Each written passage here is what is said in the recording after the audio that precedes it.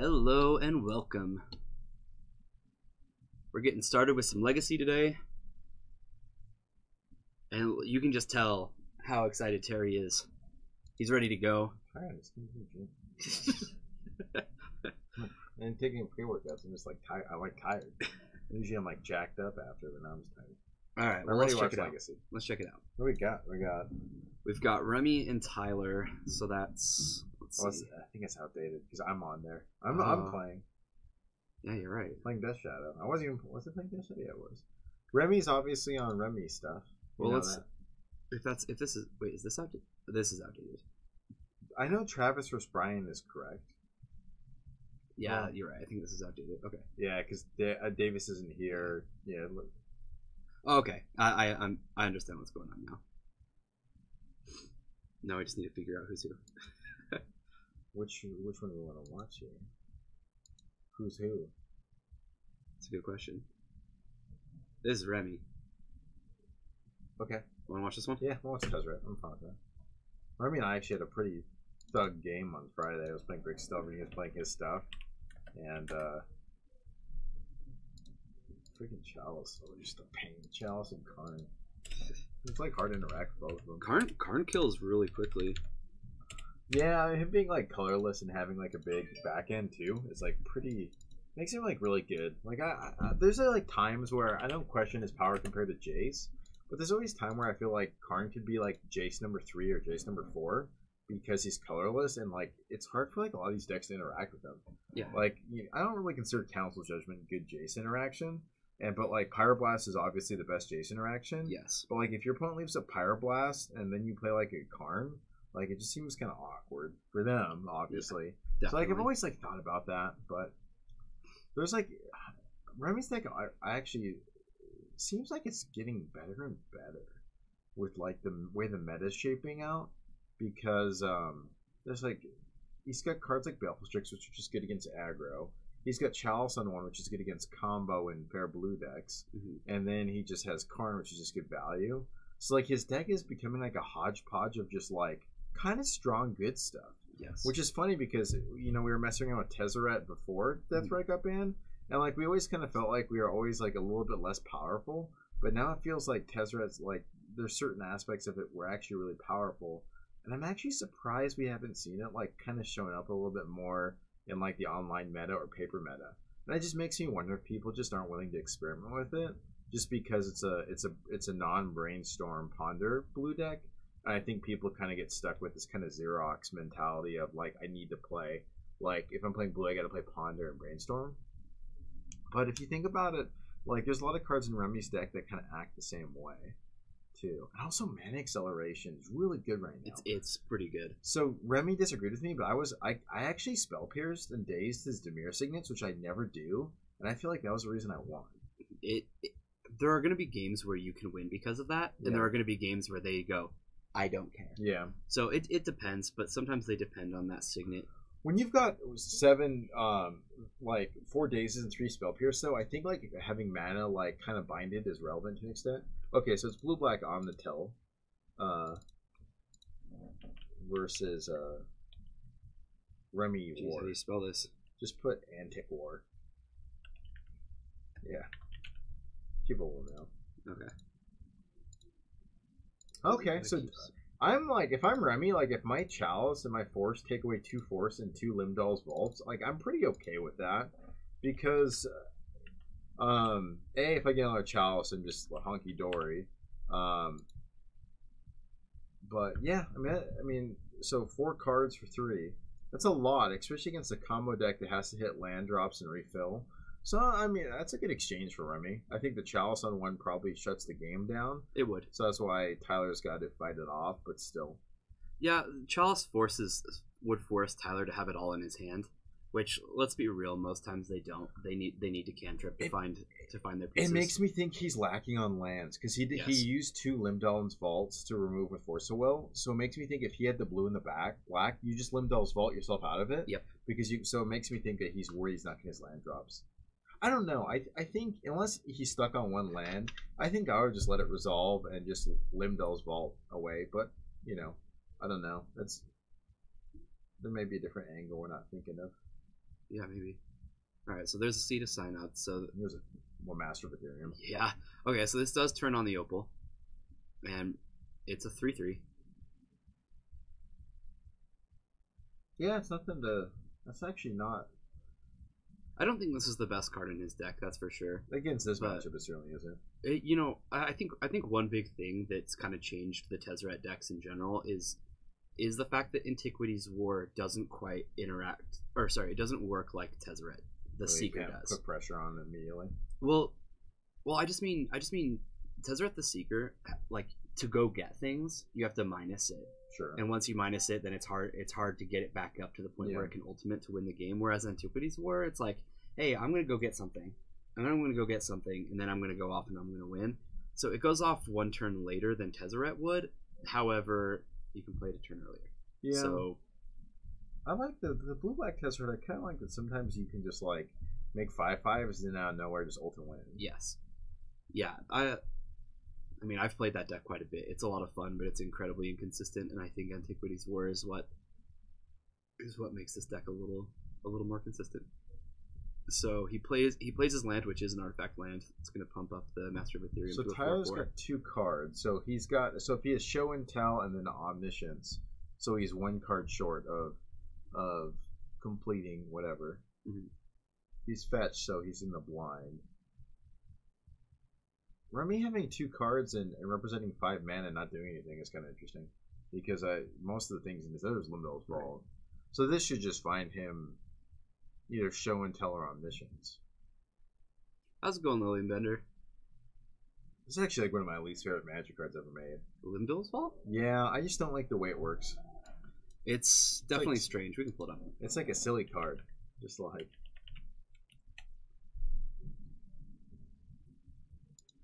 Especially if you read the old version. I mean, even We'll pull up the new version because the old version is just whack. Yeah, I mean, it's just really whack.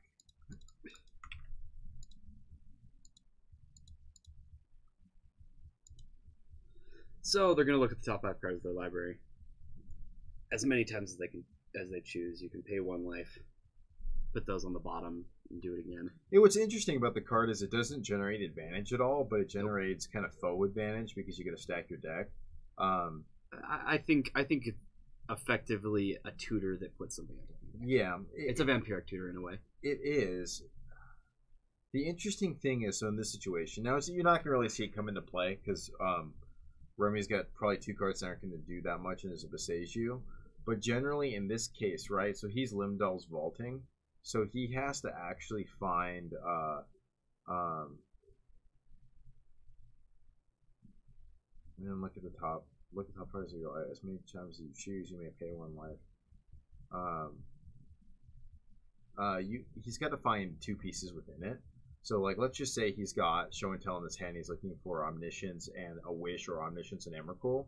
You actually get into this Rand thing where you see. I'm not describing very well, but you see the awkward interaction. Yes. So that's why it's not broken. Because when you first read this card, you're thinking like, oh, like why doesn't every blue black deck just like play this just to like dig out whatever answer you want? But you can kind of get yourself in some weird stuff.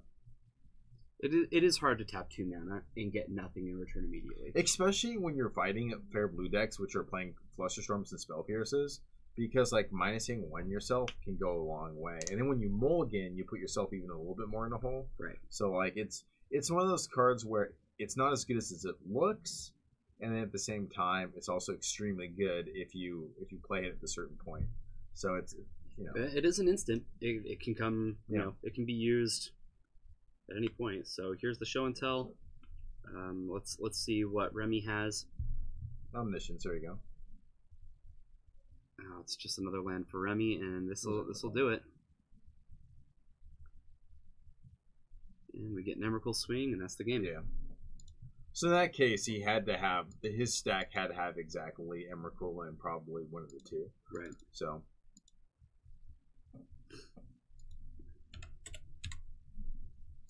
All right, let's jump over to our other table, see what's going on over there. That's right, Brian.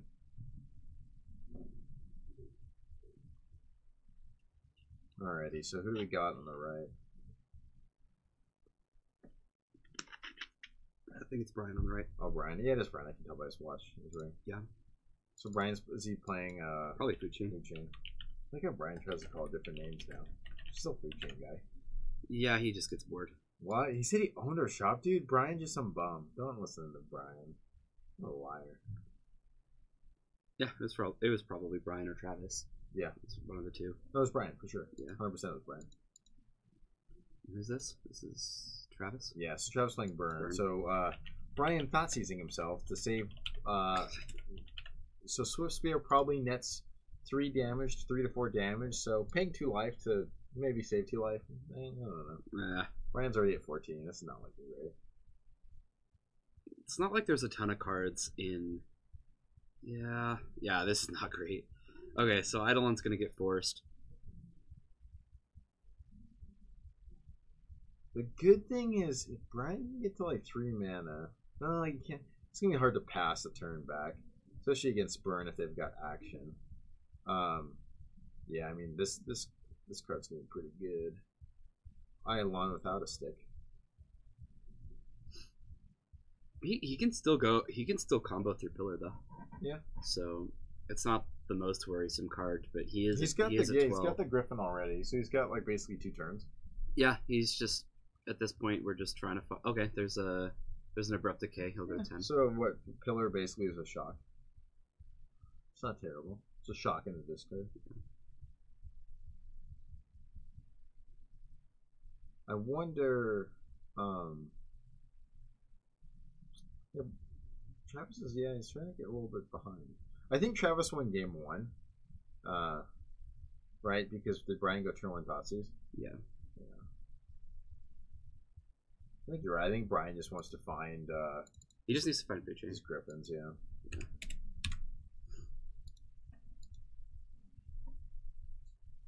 It is kind of hard to find all the pieces before Travis kills.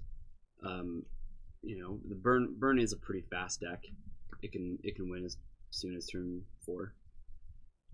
3 if you have Fire Blast, I guess. Or can you kill on turn 3? Maybe.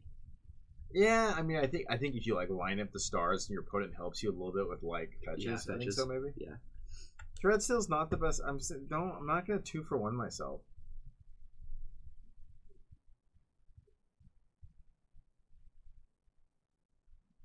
Dreadsteel's dead. It should be called Dead Still.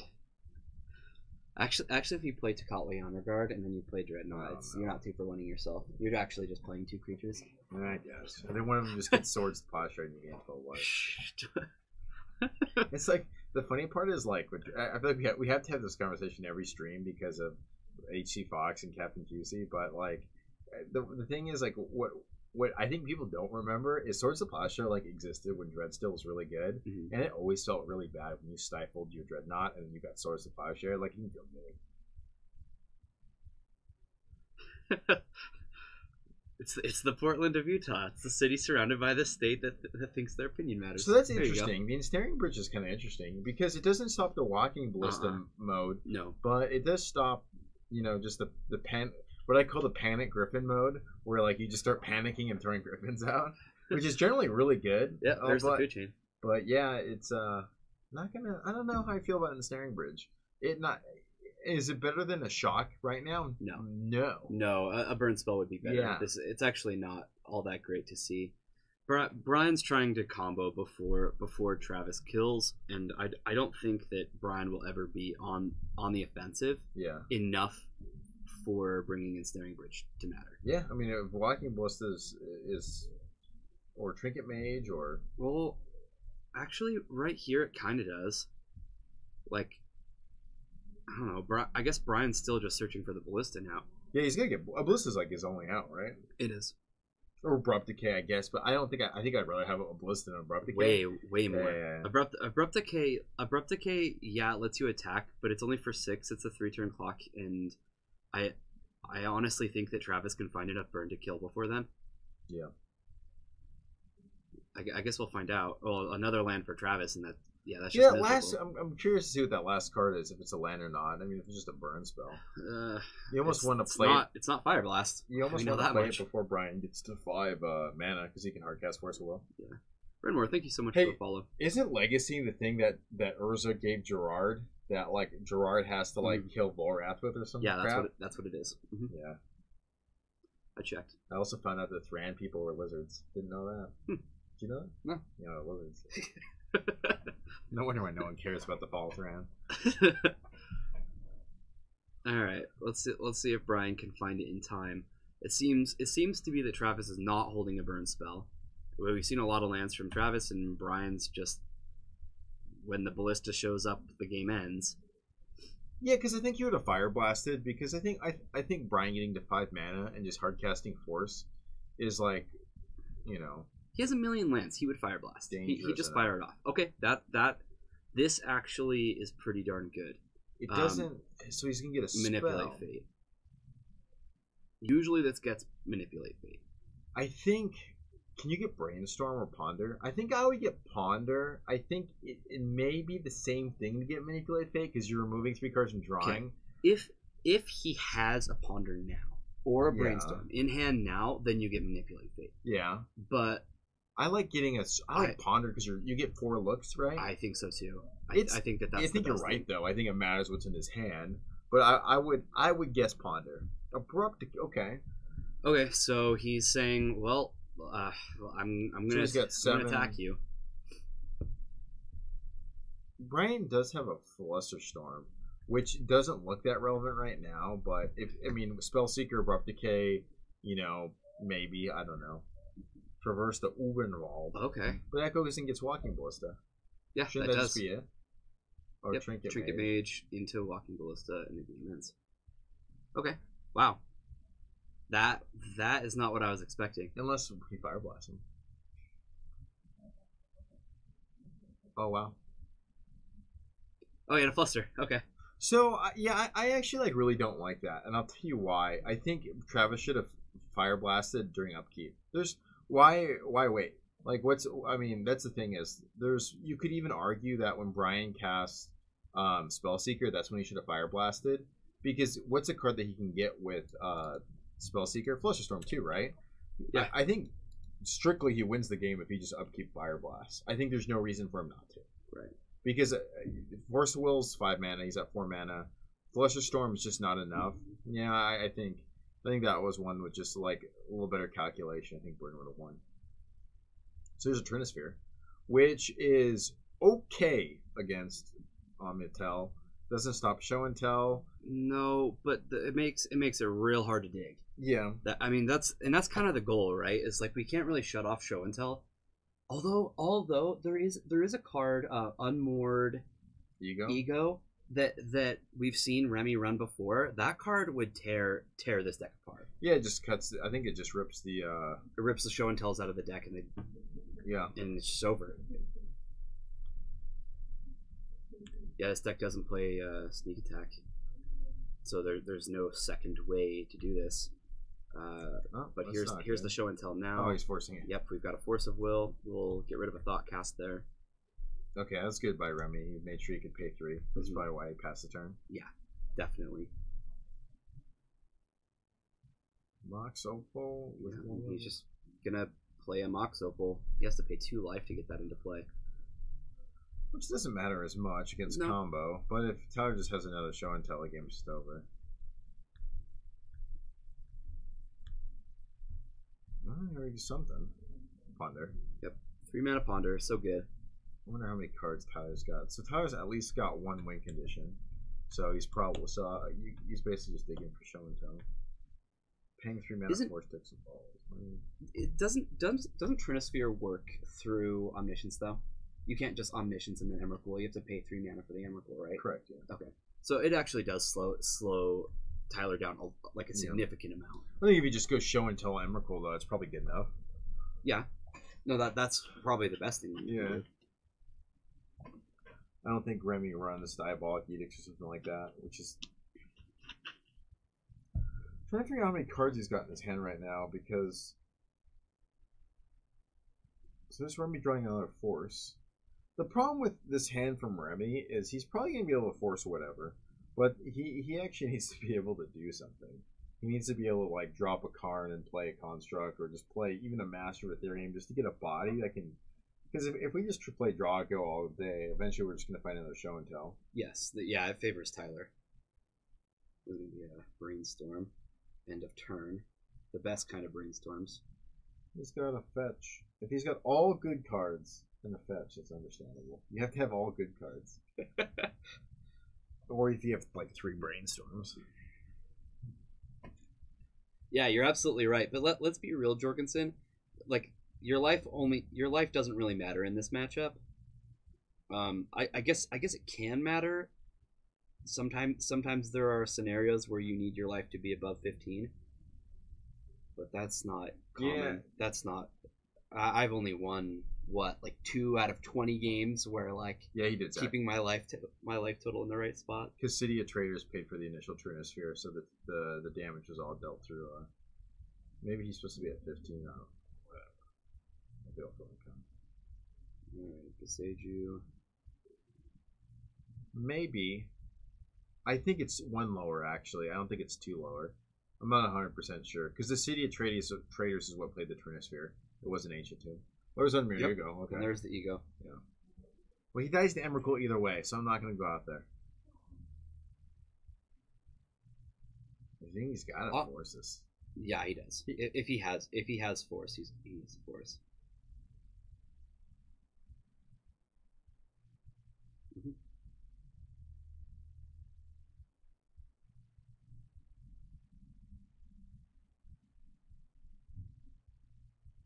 So show and tell is the best thing to name because that's the only thing that can actually get the big cards into play. Mm-hmm. But if you name Emrakul, they can still win with their Cunning Wish package. I actually don't know how what blue black tells. That's true. It is a little different, isn't it? Yeah, because with the Firemind's Foresight is what the normal Omnitel runs. With blue black, I think has something similar. This is a Demir Signet. This is basically Remy just saying, ooh, all right. Number 2, numero dos. Yep. Gosh, Tyler's got so many cards in his hand. It's actually Force of Will number. This is the 3rd one. Getting rid of Cunning Wish here. I mean, the big difference we're going to see in this match is Tyler being able to dump 4 cards to stop Remy doing 2 things, game 1 and 2, which is pretty remarkable, especially with a combo deck. Generally, you don't see it. Generally, you don't see the combo deck being able to donate 2 Forcibles and 2 blue cards to be and still combo off effectively, but it's kind of what we're going to see here. This is the reason why I think he's going to win this match. Yeah, show and tell. I don't know what Remy's interaction with Omniscience on the board is. Obviously, he doesn't have Pyroblast. I don't know if he's got some sort of bounce spell, but it's what he's going to need. If this is just Emrakul, then well, actually, if Remy had like an Ensnaring Bridge, you could do something. Yeah, that's true.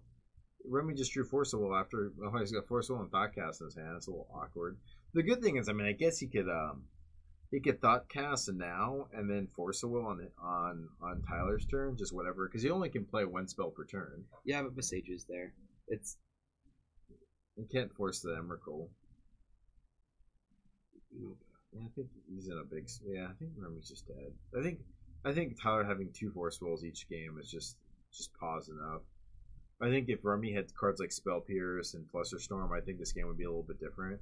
Or Remy's relying off of,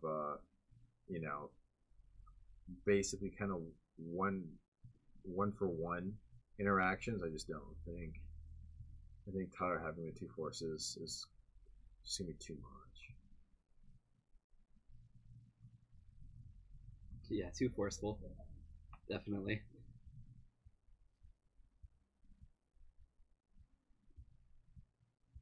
All right, so here comes the Emrakul. Can't be countered. Don't even try, Remy. It can't be countered. I would try. It can't be countered. He has no more hope. You got to try.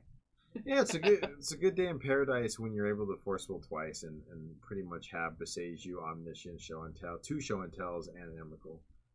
It's gonna be hard to lose. And Tyler will win this one. So I go to game 3 with Burn and Food Chain. Brian's already at 2. So And Travis is empty-handed. Travis is hell bent. Brian looks like he's got some Baleful Strixes, an Abrupt Decay, Force of Will. Okay, Force keeps him alive at least another turn. Exquisite Firecraft is a card. That is true. Right, so nothing there from Travis. I haven't seen it on a land because you probably just play it out because you got to play around Flusterstorm. Right?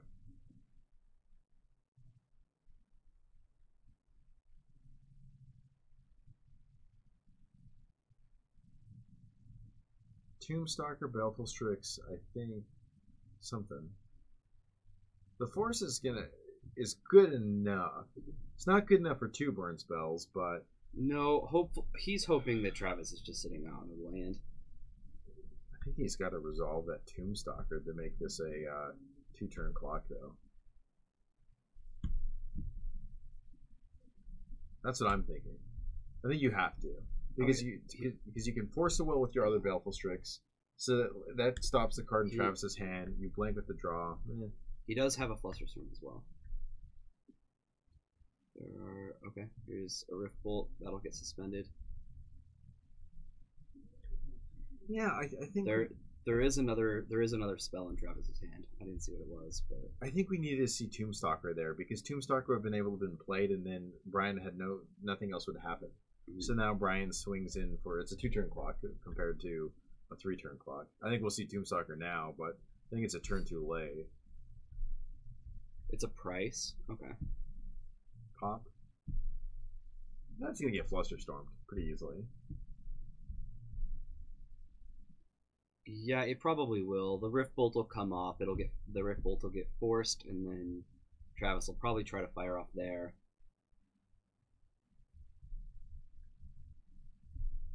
Alright, here's some things getting exiled to manipulate fate.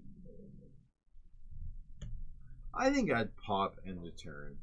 The reason why is you're going to get no matter what. Flusterstorm is going to get you no matter what you do. Yeah. But, if he's playing around Flusterstorm, end of turn is the best thing to do. Yeah.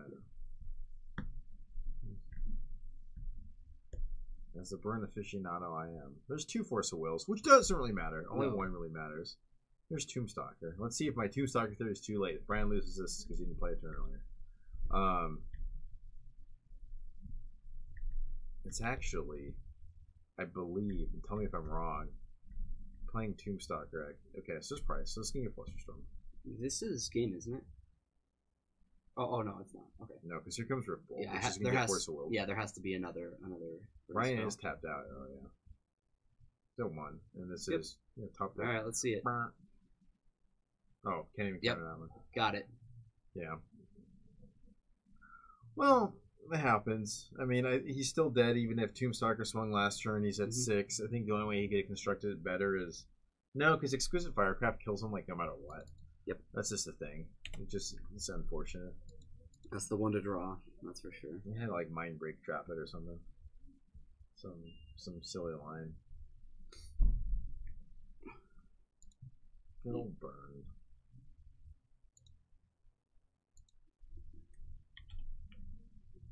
You get a round timer up.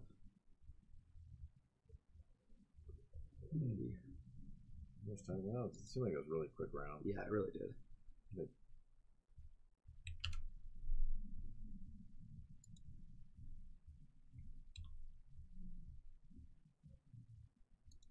Toxic Deluge. Oh, you took Toxic Deluge out, hopefully. I was going to say, what Toxic Deluge for? What are you going to... Toxic Deluge of Goblin Guy? That seems terrible. Yeah, it seems really bad. Basically, you're going to... Pretty much, if you Toxic Deluge a Goblin Guide, basically you're letting the Goblin Guide hit you one more time before killing it. I think that is, like... I think most times combo decks have a pretty easy time with burn, but Brian's deck really isn't a fast combo deck. It turtles around a little too much. It's actually kind of hard for... You know, he has to find his combo pieces quickly to win. Yeah. The good thing about Brian's deck is that it can play interaction like Force of Will and Flusterstorm, kind of like the blue combo decks, just to be able to just kind of punch Burn in the face a little bit. But yeah, hey, you shouldn't have won game 2 anyways. Don't feel bad about it. No, I shouldn't have. You should have. Fire Blast on your upkeep. Yeah. Yeah, I know. I'm a genius. The biggest genius. Especially since he had 6. Yeah. Yeah. But that was nice. Yeah, I didn't bring my why didn't basic you, plans. even though it didn't matter, why didn't you play Tombstalker turn 4? What were you afraid of? Because you could still cast Flusterstorm off your Trop, because you need double black, you use Swamp and Underground City. I wanted black for Abrupt K for some reason. I can't remember why. Just in case he played like Ensnaring Bridge. Yeah, but I could have done it on my turn. Yeah. No, not Ensnaring Bridge. I think it was for a creature. Because the reason why I just got locked into a line of play and I didn't do it. Yeah, if Exquisite Firecraft is Mountain, then you win that game, because then Tombstalker hits next turn, and then he draws Mountain, and Tombstalker hits again instead. I think one of the other things was my Thoughtseize choice. I should have taken the Price of Progress, because that was worth 4, and the Parasitic Flare was only representing 2 damage because I just cast an Abrupt K on it. Yeah. And I realized that once I took it. There's a couple other things that were like mediocre for sure. Yeah, it's burn. Sometimes you think it's just, it is what it is. You guys didn't watch my first game where I mulliganed to 4. That's your fault. You're the one who constructed the deck. So with 20 lands in it, and I didn't see any for 6, 5, and then went down to 4 and saw 1 land. That's what you get for playing Basic Forest. Yeah, why would you do that? Yeah. You play Basic Forest in your decks. In every single one of my decks. I don't play Basic Forest in my deck. Not you, Kyra. I was looking. Actually, I did play Basic Forest. One of my decks has 4 Basic. He plays Forest Diamond though. Mox Diamond doesn't count. Not in all of them. One of them plays Veteran Explorer. Veteran Explorer is fine. I mean, when have you ever said that in your life? Guys, clip that. He said Veteran Explorer was fine. It's fine. We got him. I tried to help Tim make that deck. Yeah. I tried to make that deck be good. The Bug, Matt Sperling, better Zach, yuck, Basic Forest. Yeah. Basic Forest. Yeah. That's a cuss word. Anything on that you can't daze back. That's a dirty cuss. Bayou is like, even Bayou kind of gets on my nerves. Having to play 2 Bayous in a lot of Bug decks kind of always freaks me out. Did you? So I know that Xenudes was in chat on Sunday because he was telling me that his favorite caster was himself. Xenudes said send his regards. Yeah, he's a good guy, right? You've heard good things about Xenudes. Yeah. The guy that always talks about Terry. Yeah. Go Forest yourself. Fox knows what's up. Fox, are you going to creep in chat for the entire 24-hour stream with us? Bayou's mediocre. Bayou is great. That's why you play Urborg and Forest. It's like Scrubland with lipstick on. That's really it is. Hey, I played Magic Online for the first time in like 2 months. I went 2-0. I have not won a match in Magic Online. Check this out. In 2 weeks. This is a good story. I went 2-0. 2-0. Played the Rug Mirror. Guess what? Noble Hierarch and Hooting Mandrills is the truth. 2-0. And then I lost the mono black Reanimator. Congratulations. You know why? Because he went Lake of Dead Gravetide in both games. Yeah, that's great. That's great. I'm glad I lost that deck. I love Lake of the Dead. That's awesome. Silly card. Lake of the Dead. It's great. Every time you play Lake of the Dead, I was like, oh, it's fine. As long as he doesn't have Grave Titan and Animate Dead, I'm okay. I'll just daze a Grave Titan, and then he plays Animate Dead next time. So, that deck is so weird. I had a guy Animate Dead 2 Massacre Worms against me, and I was just like, okay, you got it. I still think it's hilarious you can stifle Animate Dead. What a weird interaction. Make sure all the decks are off the wall to screw up the MTG top 8. The thing is one tournament will not screw up the MTG top 8 metagame. It just can't. Remember what those Filipinos tried with Meditate? Remember that? They had there was like a legacy tournament in the Philippines where I do remember Meditate was like in everything. Yeah. Show more appreciation to Bayou and Scrubland and direct your hate to Plateau. And Plateau is not a dual land. It's isn't it a shock land? Basically. Yeah. It's a pain land. I actually didn't know that Plateau existed. You can't even fetch for it. So I just sold my unlimited one. Somebody told me they wanted to start playing Painter, and I just started laughing at them. Like, the Russell brothers need to be featured next round. Do you guys want me to keep this 2 people on the feature match like we've been doing? Or do you want to switch it? I like to be mixed up. Yeah, especially with one of them being Burn. No offense to Burn, but I don't really need to be watching Burn all night. Burn and Omnitel all night? Yeah, but Omnitel's a little bit more interesting.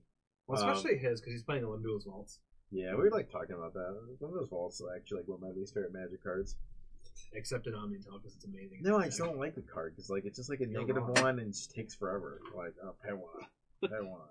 Hold on, I gotta do it again. Pay one. Hold Pay on. one. Wait. You know those people who take 2 minutes to brainstorm one time. Yeah, imagine those people with a limb duel spell. Yeah. Oh jeez, you have just ruined my 30 evening. minutes. I've just thrown up on myself. 10 minutes later, they're like on limb duels vault check number 5, Here's and you're like, what are you At least in doing? Magic Online, it goes fast. Here's a real question. Name a deck that ran Plateau that won the GP. Because I can. Let's see if you guys can. I'll give you a hint. It's been about 10 years. Second thing is, deck was Did a it have deck. Painter Servant in it? No, it did not. This deck used to be great. There's no way in hell this deck's ever going to be good again. Not even Oh a my god, I focus. got it on the first try. Look at this cheater. Oh, does it play Kurt Ape? It played Kurde, played Savannah Lions, it played Burning Tree Shaman. What the? Yeah, no, old school Zoo. Yeah, Burning Tree Somebody Shaman. played this recently? Legacy. No, 10 Oh, years ago. okay. Legacy. say. Legacy used to be like old school, where people were like, Yeah. "Oh, Savannah Lions is the Savannah best Lions was creature. good, yeah. Jackal Pup's amazing." And it's like, Savannah Lions was better because Jackal Pup you had to, I think, You had to take damage. Yeah. But Kurde Ape was very good, 2/3. Termaglyph got printed and then Zoo stayed alive a little bit longer. But then people started realizing you could put Termaglyph in blue decks, and that was ban the, Kurt Ape hashtag again. that Ban was Kurt the Ape end. too good. That was the end. Wild Nakatl actually being a pretty decent card. Well, the color used to be really good actually. Wild Nakatle's Used to. still fine. No, It was it's banned. not. It was banned in modern at a point. Yeah. Yeah. Well, Nakatle's brother, Delver of Secrets, actually was way better. 3/2 So what do flyer. you guys think about Lavinia? Have you guys talked about it yet? Yeah, let me talk about it. Calm your nerves. Card's not that good, you losers. It's really not that great. Yeah. Card's amazing. Stop you guys freaking are out. both wrong. Oh my gosh, it's Ass's Trophy! Oh my god, the bug decks are coming! The bug decks are coming! Yeah, guess what? I told It's a you. removal spell. I told you it was going to be like Pyroblast, and guess what it's like? It's a worse Pyroblast. Lavinia basically It's is going to be Gaddock Teague. It's going to be like Gaddock Teague. It's gonna be Lavinia is way better than Gaddock Teague. No. It's a sideboard card. No. Why freak out about a one it's of a main sideboard deck card? No, No. it's This not is a a main deck. You can't No. Green Sun Zenith it. Yeah, I what are don't you care if talking you about? can Green Sun Zenith. Yeah. I'm gonna be playing Bant Food Chain with Lavinia and Spell Queller and just laugh when your guys' spells can't get cast. What do you mean? Yeah, what do you mean? Yeah, have you read the card Lavinia? Yes, I have. Yeah, what spells are you going to counter? I'm gonna counter the ones that you didn't pay You mean mana Force for. the Will? I'm gonna it counter only the ones gets you didn't pay one mana thing. for, and you guys won't be able to stop forcing. So I'll play Jace. Okay, so it stops show and tell. Jace. It stops sneak attack. It stops omniscience. It stops doesn't- days. So you How can does- beat it doesn't Shaw. stop sneak attack. Yes, it does. If No. you're playing it off Soul Lands, or if you go What do you Soul want? Land, Okay. Soul Land, Volcanic Island. Lotus Okay, Battle. guy. But it costs two. Yeah. They can put it into play on turn Yeah. 2 before you even cast it. What do you do against Blackguard Reanimator? You counter their stuff first. Oh, okay. Alright. Snap 4 of. I think the deck's okay. You know why it's okay? Because And it in can hold Vintage, the the card sword. is busted. Yeah. Yeah, that makes You sense. guys are missing. Maybe in Legacy it's not as good as I think. Maybe you're right. Oh, Vintage is very good. In It's gonna Vintage, make- it's nuts. It's ridiculous. Blue White. I think Blue White Land still is going to be really popular. Blue again. White Land still is. I'm definitely playing it in 2-card Monty. I And think. just being like, jamming 4 of these. 2-card. I hate 2-card Monty. Lavinia is insane. Oh, Tith Taker, yeah, or Tithe Taker. It's a Utah's player reward card. Tithe Taker. Utah's player award because it only works during your turn. Yeah, that card's terrible. Tithe It's the Taker's church. terrible. Yeah, it's bad. It's not very good. No, it's because it says during your turn. Lavinia is great. I'm intrigued by Growth Spiral. Me too. I thought about playing that too. I don't know if it's a legacy card. I'll show you how wrong you guys are about Lavinia. That's my. But it says non-creature. Like they can still The cast cards- big I mean, creatures off of tons of mana. It's like a. Whenever an opponent casts a spell, if no mana was spent to cast, that's the important. There aren't very many spells. Is it Ha! better than Aether Sworn Canada's? There's a ton. There's a ton of spells you cast for no mana in Legacy. Name 7. Go. Okay. 5, 4, 3, Stop. 1. Force of Will. Okay. Force of Will. Days. Okay. Okay. Surgical Extraction. But Real they would quick, just stop. use Okay, this. stop right there. Stop right there. Okay, stop right there. Okay, so if you're like in the color that can if you're Force of using- Will or Days back. if you're fighting Delver decks with Lavinia, I think you got a problem. Yeah, that's not gonna Okay, and also, Lavinia stopping surgical. Like, why are they surgicaling you? Cabal Therapy. Lotus Petal. Who's playing Lion's Cabal Eye Therapy Diamonds. against you? I'm just naming cards. Hey. You said 7. Lion's Eye Diamond, Dread Return. Lion's Eye Diamond's a good one. The thing is, with Lion's Eye Diamond, is this card better than Aether Sworn Canonist against Storm? I don't think it is. Yes. You think it is? I don't Yeah, think They can't even flash back Cabal Therapy, those poor guys. I don't know, Brian. It's like a 1 in the 75. You will not see. They can't even cast their Dark Petition or Ad Nauseam unless they have 5 lands in play. Like against Storm, that seems way better. Yeah, but what about? I mean, It's a great card against Storm, but it's a sideboard card. I think this card's better against that deck because you can protect it because you have to play blue for this card. But if there's one cast, you can play it blue. You can play blue with it. I'm just saying. I'm just telling you. This card, extra copies of this pitch to Force of Will. Extra copies of Aegis Whenever we get to the pitching to Force of Will argument, we're starting to get on like the branch where it's about to break. It's just like it's like Crow Spiral. It's of course it pitches to Force of Will. You know, I think the card's a good 1 in the 75. If they have 5 lands in play and can cast their Ad Nauseam end of turn to get the removal for it, like cool. 1 to 75. It's a 1 in 75. I grade it at 1 in 75. I'm playing 3. That's Good night. fine. Get good. That's It's fine. legendary. Yeah, playing it with Caracas and Cavern Souls. I'm right. You guys know it. What's the deck you're playing? The problem is what the Like deck I you're said, playing. that food chain. You know, if it was an advisor, it'd be good because then you could just play Teague and Leopold with Cavern. Let's just Guys, end the this stream. card- I'm done. This card is like It's mediocre. It's like fine. it's gonna be a one of in a couple sideboards, and that's it. That's all it's gonna be. It's too narrow. It's okay. Let me tell you where it'd be good. Do you remember? I didn't play during it when Dig Through Time was legal and Omnitel was just like everywhere. Yeah. This card would have been great. Mhm. Like, it's good against Storm. If Storm keeps it's got applications, but it's like one of those things where it's not that much better than other alternatives. Right. I think it's okay. I just like it's like a good one of main board. It kind of takes the slot in like blue white Stoneblade of like Vendilion Click, 4th Snapcaster Mage. Like you're gonna see it sneak in like stuff like that. Because at the end of the day, a 2/2 with like that can hold a sword, it gets pretty good. Yeah. And if you're playing against Storm, like game 1 having this and like being able to equip a sword to it or not equip a sword to it, it's like really good. But like it's actually game breaking for that. But other than that, like it's not build. You don't build a deck around it, and that's the thing. I think that's where we're kind of getting at. It's like a good 1 in the 75, maybe 2 in the 75 in a certain deck that's blue white that maybe is a little bit more aggressive. But I just don't see being it that great. I mean, like here's something that's kind of interesting: is the card better than Meddling Mage? Because Meddling Mage, you're playing Show and Tell. You're playing Omnitel. Yep. If I go Meddling Mage and I say Sneak and Show, What's better? Yeah. yeah. So, and also against the Omnitel decks, Brian was saying about the Soul Lands. The thing is, they're trying to cast those spells off of Beseju game 2 and 3 anyways. Yeah. So this card's not that. You know, it doesn't stop Emrakul either. Because you just go Omniscience Emrakul. Yep, because you can't be countered. Yeah, not a fan. I'm not saying you won't see it, but I don't think it's great. I think it is really good against Storm. I'll say that much. Yeah. The only thing with it about Storm is it's one of those things where like, are they going to jam their LEDs into it? No, I think they're just going to wait to bounce it like they do anything else. One thing it has Abrupt on that decay. is like if you're a lot of Storm decks like to run Hercule's Recall, and it can get Canonist, but it won't get this. That's like the only improvement I could see. The only thing is Abrupt Decay usually is taken over the Hercule's Hercule's Recall spot, and Hercule's Recall. I mean, not Hercule's Recall. Abrupt Decay deals with this too, right? But it's one of those things where it's not. It doesn't posture up enough to make it breaking. It's like it obviously does a job, but it's not. In the matchups where you're bringing it in, they're preparing for cards like that, so it's not as good as you think. As far as Modern goes, Fox, I expect Lavinia to be in the 75 in 5-color humans in Modern. Like that they will use Lavinia. How many? I highly doubt it'll be more than 2.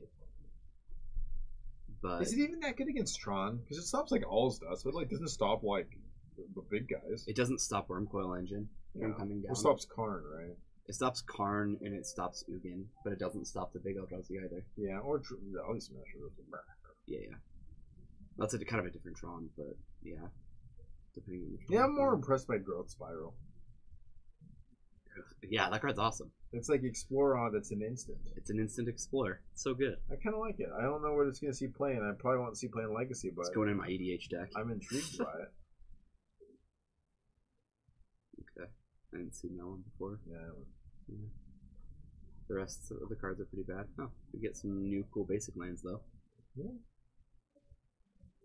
Yeah, they're awesome.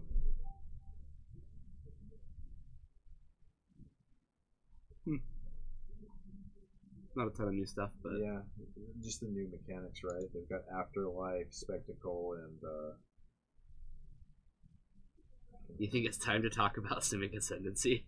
Simic Ascendancy. Let's read this card. Okay, overcosted ability.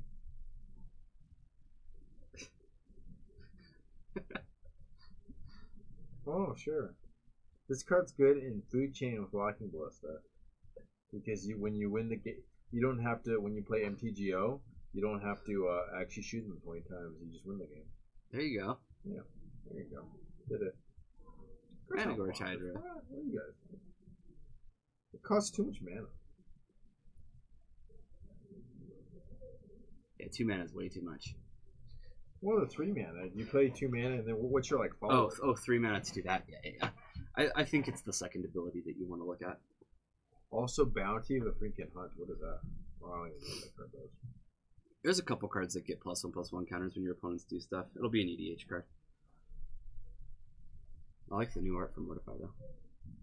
It's kind of sweet looking. Hey, maybe it'll be in Hardened Scales.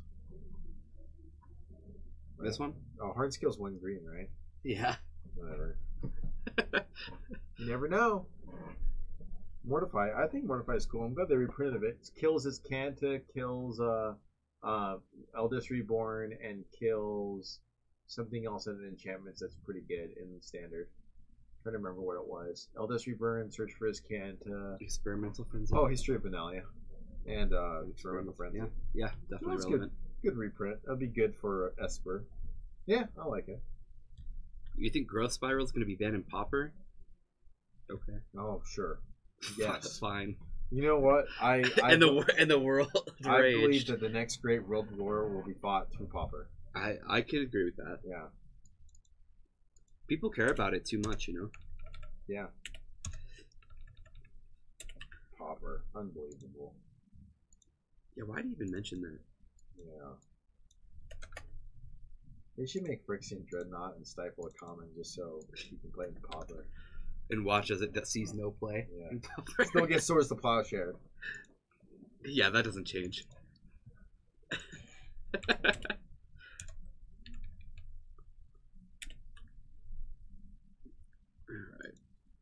Alright. If it wasn't a blue-red Xerox style deck, just getting up cards post combat, I believe it has legs. What card are you talking about? Growth Spiral?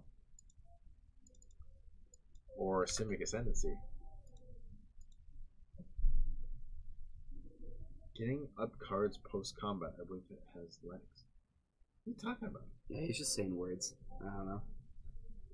Like it has legs. He probably Googled random things to say and then just copied and pasted. That's what he just says in board meetings. If it was a blue-red lyrics, people were like, yeah, it would have legs. Yeah. Mm-hmm. Gosh, we're talking about Pauper. Augur of Bolus. No, we are not talking about Pauper. Fox is talking about Pauper. The Haunt of Hightower. What's this card?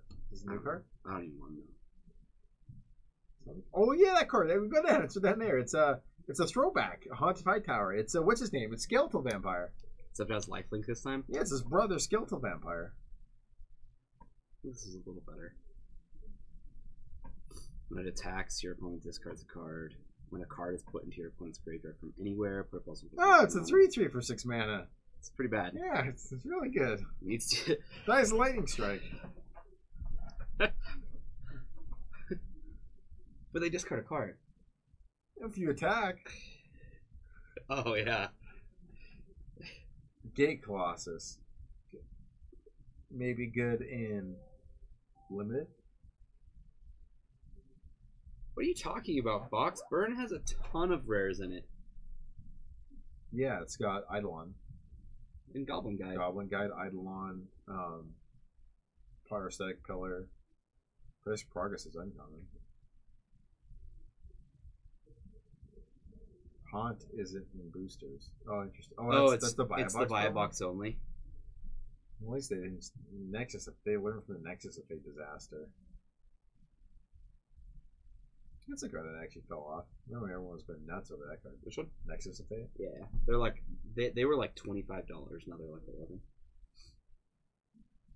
Oh, how the tides have turned. We've hit time in the round for sure. We're just gonna hang out with you guys for a minute before round 2 goes up. I wouldn't mind if we see some like Miracles grinding match. One nice long one. We got our quick round out of the way. Says I'm here playing Death Shadow. Yeah, why are you playing Death Shadow? I don't know. That's Stockton's there. Blame him. How'd you do it, Death Shadow? This 3-1. Yeah. The only thing I would beat Black. You guys missed the greatest game ever. I beat Black Red Runner in game 1. He goes, I go Street Ray, reanimate. He goes Crystal Brand turn 2. I'm attacking it with Street Ray, and he plays the Crystal Brand passes, draw 7. I play Death Shadow, and he kind of like looks to attack, and because I force will his next animate dead. And he realizes if he attacks, I don't die, and I kill him on the backswing. So I just kill him with Street Ray. Street Ray just came in and stabbed him over and over again. I lost game 2 and 3 because I never found a surgical force or a Dazer Spell Pierce. But yeah, then I beat all the fair blue decks, which is good. I like Death Shadow, but it's like kind of a, I don't know. I like wouldn't want to play Death Shadow in a tournament where I played Miracles like 2 or 3 times. Keep up with chat. What are you talking about? We are. Yeah. Who said that? Who said that? Zach did. Well, yes, Zach. We don't even know what you're saying. Light Up the Stage is a good card. What is that? What is Light Up the Stage? You just like made up a card. Like you can't make up cards and just tell me they're good. Light Up the Stage. 3 mana. I'm already unimpressed. Exile the top 2 cards of your library. Until the end of your turn, you may play those cards. Do you have to pay their mana?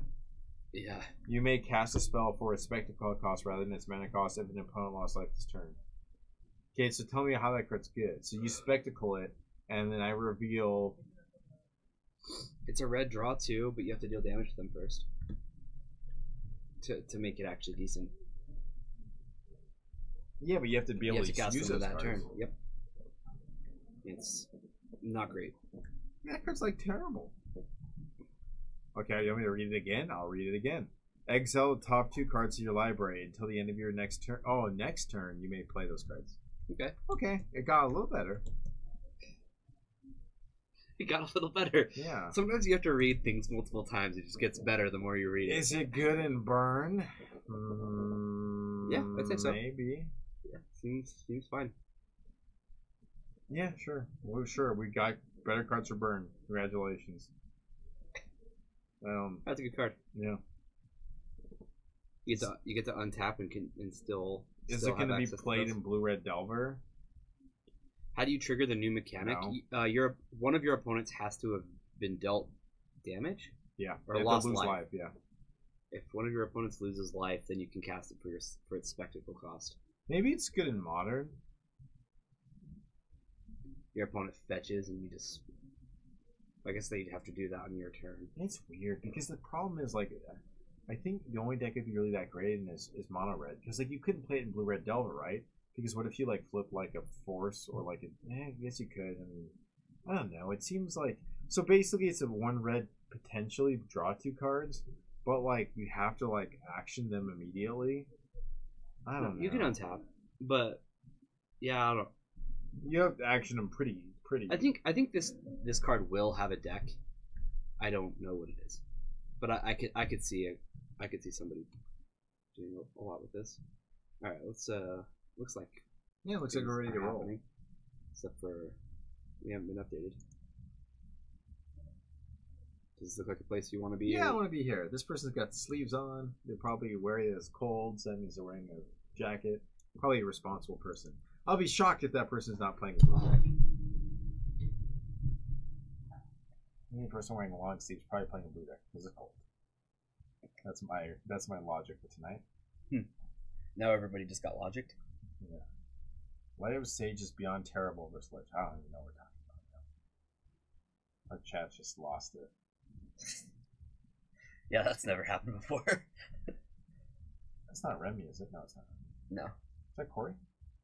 Yes, Corey's on the right. So Corey's on the right. He's playing Miracles. Is that Tim?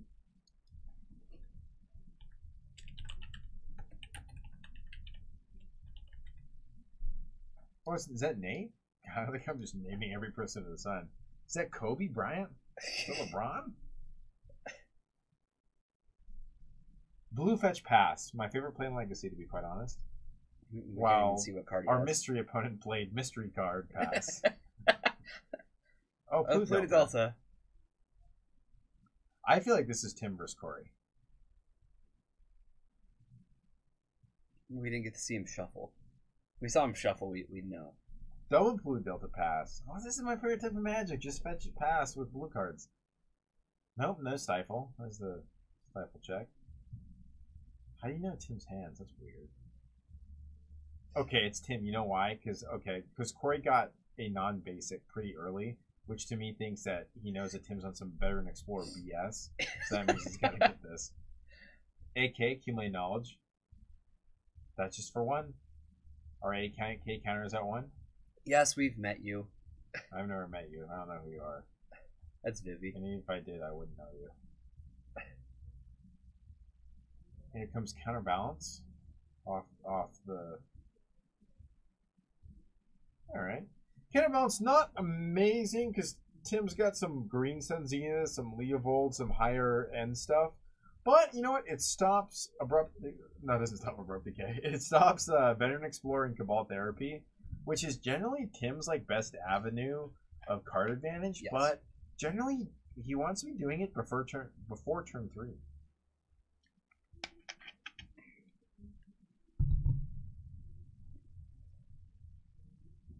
Can we have a brainstorm lesson real quick? I think a lot of times a lot of people think that because brainstorm is an instant, we have to cast it at the end of the turn. But when we get to turns 3 and 4, I think brainstorm's a lot of times better if you have a fetch as a sorcery, because sometimes having a play is just a lot better than just playing at the end of your turn and setting up your turn 4, because you can still set up your turn 4 by doing that, but making your turn 4 draw better with your brainstorm, and then not being able to put a little bit presence or a little bit of pressing the issue. I wish people would kind of remember that. I feel like they get caught in this narrative that you have to play brainstorm as an instant and at the end of the turn. And I think a lot of times brainstorm's so good because you just people forget what the card actually does. And I think I don't know. There was interesting because we saw Tim do it at the end of his turn, and now he's going to actually cast something at the end of his turn. So his turn 3 was, potentially brainstorm, find trophy, but in a deck that maybe runs Baleful Strix or 2-drops and stuff like that, I think a lot of times people lose a turn by trying to play efficiently what they think by using their mana at the end of the turn. But I think sometimes being proactive is kind of really where the sweet spot when it comes to cards like Brainstorm and cards like Ponder is when to use them.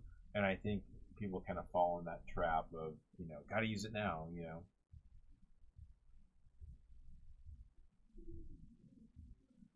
Assassin's Trophy is kind of interesting here. It's definitely good.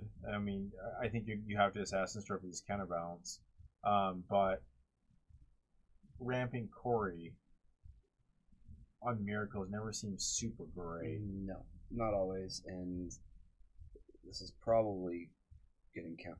Oh, I don't see a 2-drop. Actually. I don't see a 2-drop, but you know what I do see? I see a Back to Basics. A Back to Basics, and I also see a Teferi. Teferi seems like a pretty good one. You're about to get an extra land. You can play Teferi next turn. Yeah. Seems like a fine thing to play.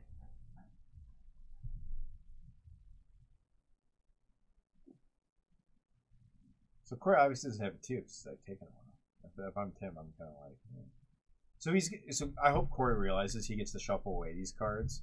So I think at this point he should just throw away garbage. Mm-hmm. You know what I mean? There's no reason to. Whatever the worst cards are. Swords to Plowshare. Probably want to keep them just for Leovold.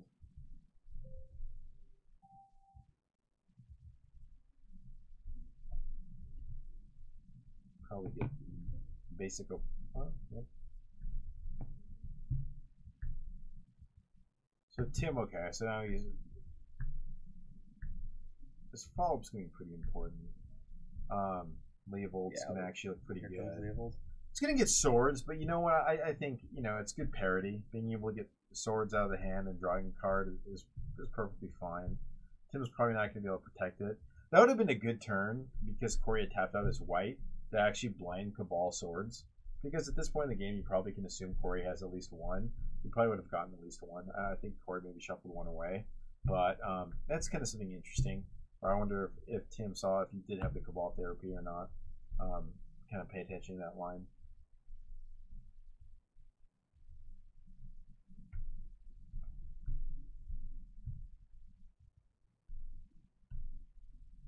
The question here is: do you swords or do you play Teferi and you minus on the? Does he have a Teferi? I swear I saw one drawn up for the last brainstorm, but I could be wrong. I would. It depends. I think I would swords. Yeah, I would swords because I think he's probably got something he can do with that mana a little bit more.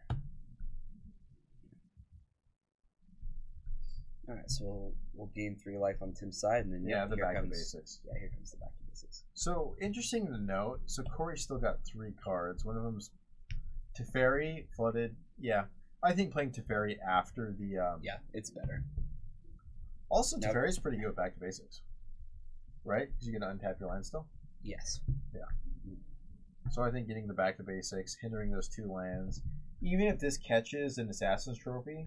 I think you're pretty happy if you're Corey because you get more lands and then your Teferi is now safe. Yep. So Abrupt Decay, kind of whatever. Like I think I'm okay making Tim take a turn off so I can plus my Teferi instead of minusing him. Doesn't matter as much because Tim doesn't have bolts. But this is interesting. Yeah. Do you Spell Pierce? I think I just let it go. No, because Tim's not naming Spell Pierce. If he names Teferi, that'd be. He's not gonna name Teferi. I want to know what he names. I want to know what you name. What's your name? Yeah, there's no way in hell he's gonna name Teferi. He names Snapcaster Mage. Yeah, I think it's fine. It's a straight negative one. I want to know if he had that Cabal therapy that turned you played Leovold because that could have been game breaking per se. Because he has Veteran Explorer. He does. Mm-hmm. Ooh. So this will get Spell Pierce this time. Yeah, so there's two basics for Tim, but he won't be able to get the Teferi out of the hand. Yep, here comes the Spell Pierce, I would assume. Yeah, because Inventor Explorer goes in the stack, and Corey can Spell Pierce before. Yeah, you can Spell Pierce before. Yeah. 100%. Inventor Explorer's in the stacks, Cabal Therapy's been cast, Spell Pierce. Yep. Yeah, he can get the lands first if he wants. That's still really good. I mean, so now Corey's got Teferi and Tim's can play Magic still. I mean, Tim's got 4 cards in hand, so Teferi's not going to be as backbreaking per se. Especially because Tim plays Assassin's Trophy. If he was playing a deck that didn't have Assassin's Trophy, then of course Teferi's going to be a lot harder to kill. But I think Corey's going to get a +1 off this Teferi, regenerate some card advantage. What if there's another Cabal Therapy? That would be pretty good. That would be really good. He's got a lot of cards, though. I mean, talking about card advantage, Tim's actually surpassing Corey. At the moment, but this Teferi is going to catch him up pretty fast. It's going to be interesting. Let's see what happens to this Teferi. And it's going to plus. I'm not ready to call game yet. It's pretty darn close, though. It is, but it's. I think the thing that Tim would want to see at this point would be like a Grave Titan, or something big that can put pressure on this Teferi. Snapcaster Mage isn't terrible either. Remember, this isn't modern though, so him untapping his lands isn't as relevant because maybe if he has an 8K or something, but Swords is 1 mana, Ponder's 1 mana, Brainstorm's 1 mana. Remember, Miracles run 17 cantrips that are all 1 mana or 4 accumulate knowledge. You know what I mean? So like it's not super relevant. It's more just card advantage. He doesn't need that Tundra. Don't be ridiculous. Yeah, come on, HC Fox. He's just being respectful. Yeah, at this point it really doesn't matter. 4 mana. We've got a green sun for 3. For Teferi, most likely. Not Teferi. Yeah, he's going to green sun for Teferi. For Leovold. Okay. So basically, Leovold's just basically going to say green sun's unit for 3 is basically going to be draw a card, make you discard. Which, not amazing, but if you don't have a better play, then hey, it's going to let you see an extra card. May as well do it. Yep.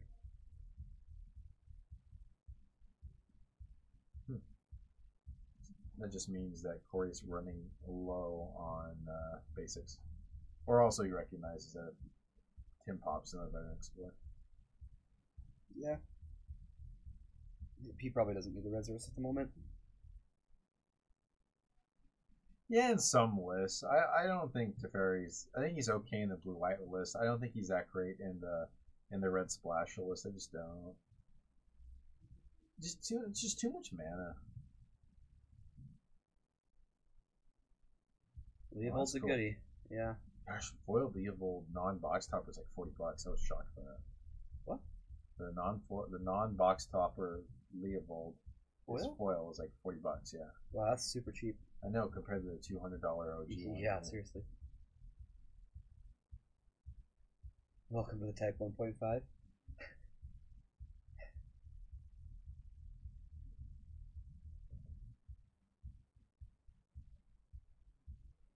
Yeah, Teferi does seem like a great standstill card.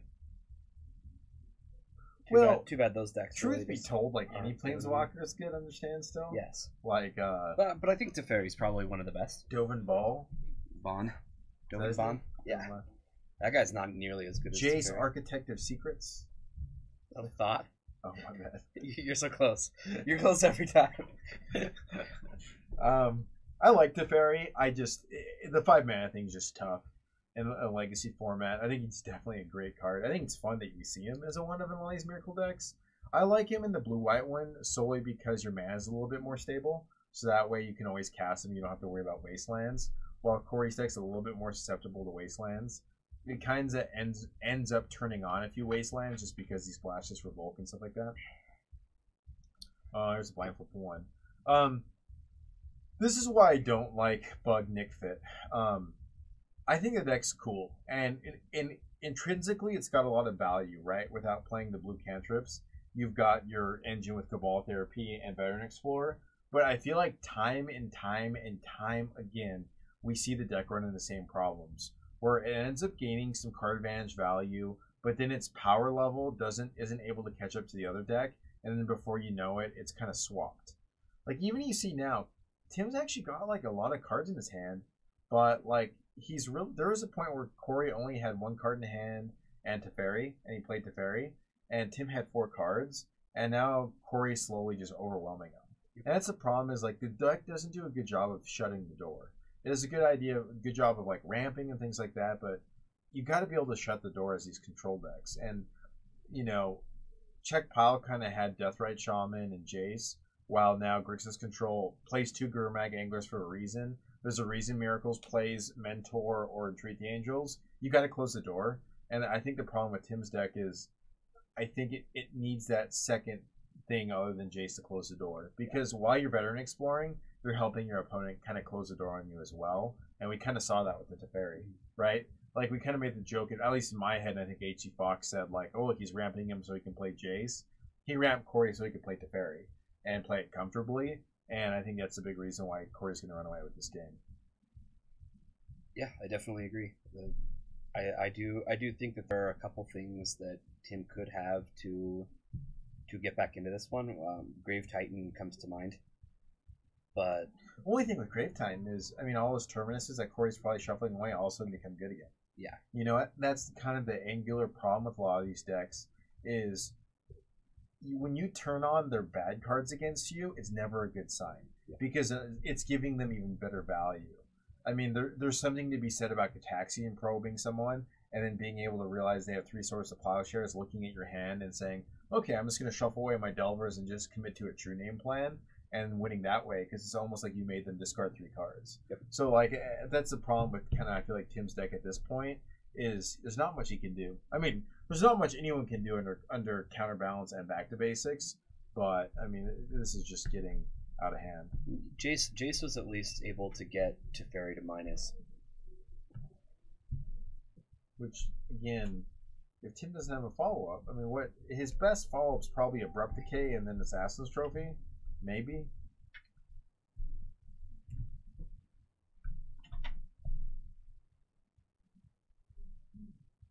I mean, Tim's got to be asking himself, how winnable is this game, too?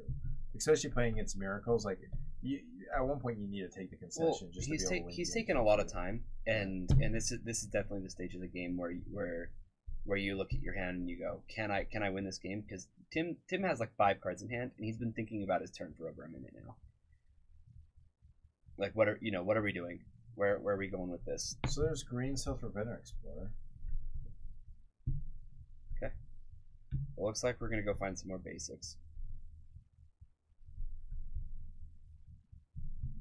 That's actually an interesting point. The Termaglyph and Bud Nick Fit. I actually think that's actually okay. Biggest thing, a lot of times this deck needs a little bit of pressure, and I think just having like a big thick guy would actually be pretty decent. And especially when you're playing Green Sun Zenith, like I think it's okay to play like 2, because like in a situation where you're kind of divulging and the game's kind of breaking down, just going and getting like a 5/6 or a 6/7 is pretty good.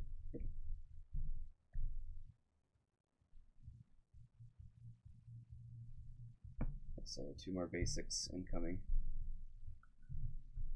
Again, it's just, what does that really accomplish? And I mean, I just don't think it does anything. Yeah, I think 2's the right number. We can agree on that. I was a fan at the end of the Deathrite era of Check Pile playing 2 or 3 Termaglyphs out of the board. Felt like it just gave it a different dynamic that really helped it out. Yeah, Termaglyph's a terrible card, to be quite honest. It's a 2 just mana big dude who dies to pretty much every removal on the planet, but sometimes just a big dude sometimes gets you there. Sometimes you just punch a person in the face enough and they don't get up. Like most creatures, it is good on an empty board when 2 players are hellbent. Yeah. Did somebody say that, or did you say that? I said that. Actually, there's some creatures that aren't so good. Okay, you ready for this one? Birds of Paradise. Way better.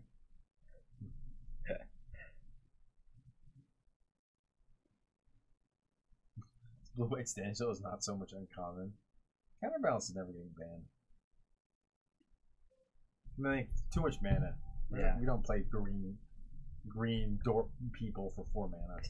If we're gonna play anything that's green for more than 2 mana, it's gonna be neither Reliquary, or it's gonna be Terravore, or it's gonna. Oh man, he casts him, and there's a Snapcaster on top. That's just at this point. You need to concede, Tim. Yeah. Like he feels like he still has options, but there's a Force of Will sitting on the other side of the board, and a Teferi ticking up. Do you want to go and jump on the other match? Sure, yeah. Yeah, I think this is a good I time. thought you were gonna ask you. Do you want to go yell at Tim to concede? I mean, we can. Oh, look, this is the Russell brothers, right? So Burn versus Blue. Oh wow, Leyline and Sanctity is pretty good. Goblin Guy and Swiftspear are pretty much. Oh, this game must be. What's happening?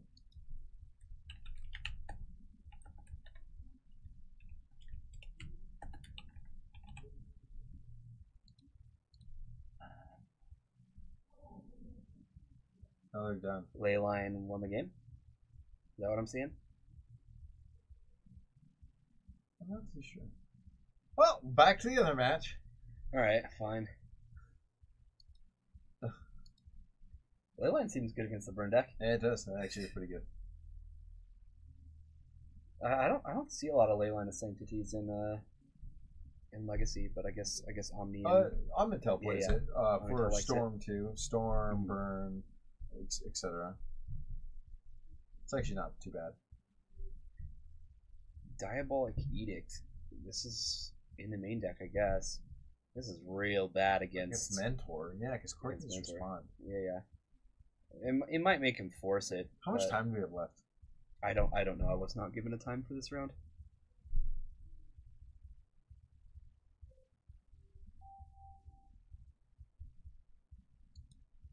You want me to go check real quick? No, I got this.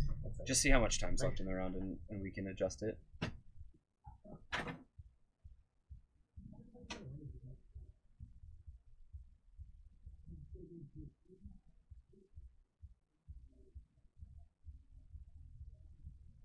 You check the timer? No, on the screens. 26 minutes. I try to get to him and see. Yeah, he's not about that life. What did he just play? In Ishkana. What is that? I'll pull it up real quick before I get the timer up.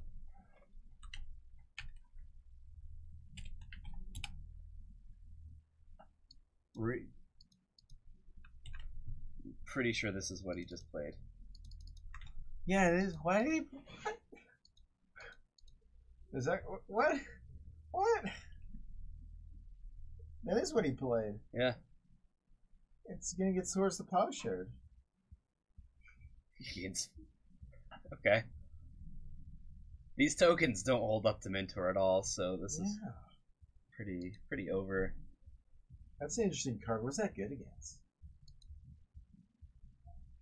Maybe Delver Secrets? I don't know. It's an interesting card. I'm not really sure that's a legacy playable.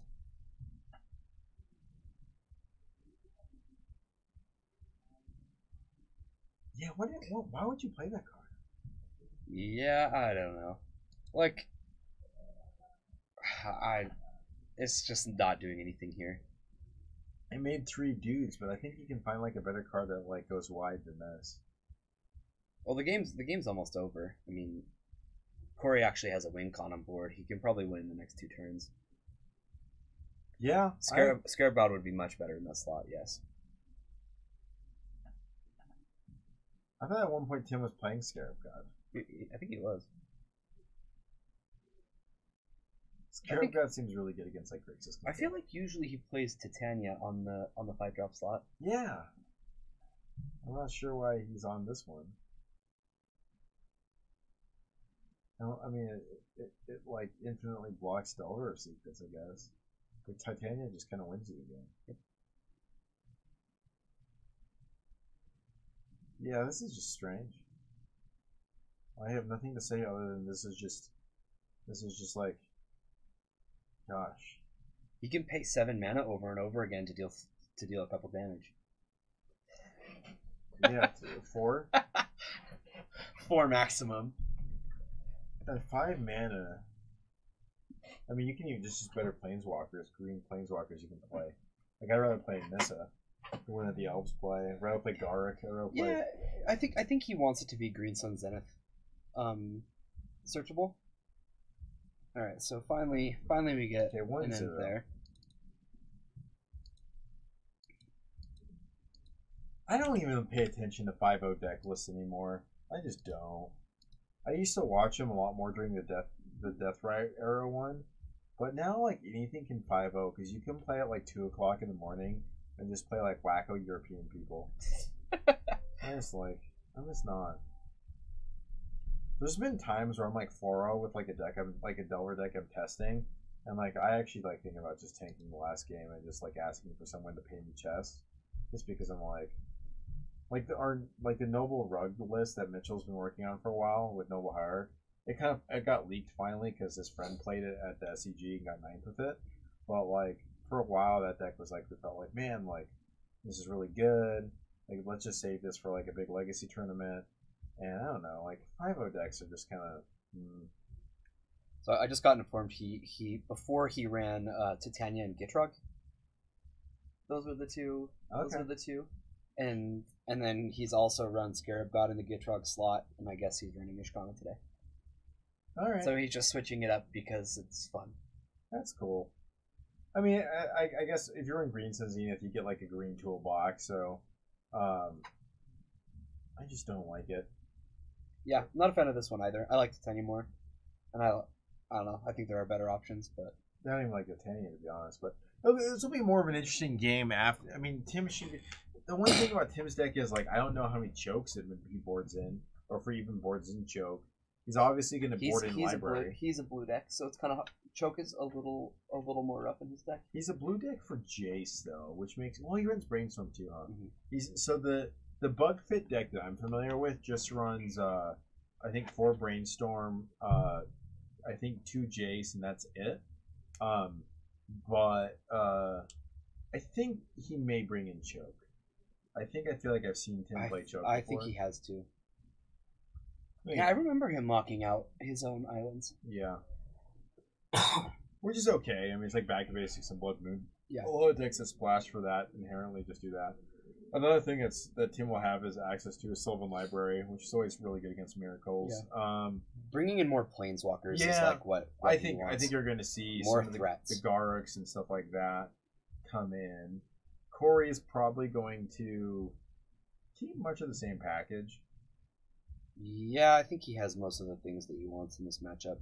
The question is do you keep in the back to basics, or do you acknowledge that there are a lot of basics on the other side of the board and you get rid of them? Yeah. I think for the Muldrotha fit deck list, I think you just want to take the original Matt Sperling deck list that he played, the one that he wrote an article about. I think you just want to do that and splash one Muldrotha. I think that's like the right deck for that card. Yeah. Because like the thing with Muldrotha is you just play a 1-of, and I think his deck is like pretty good.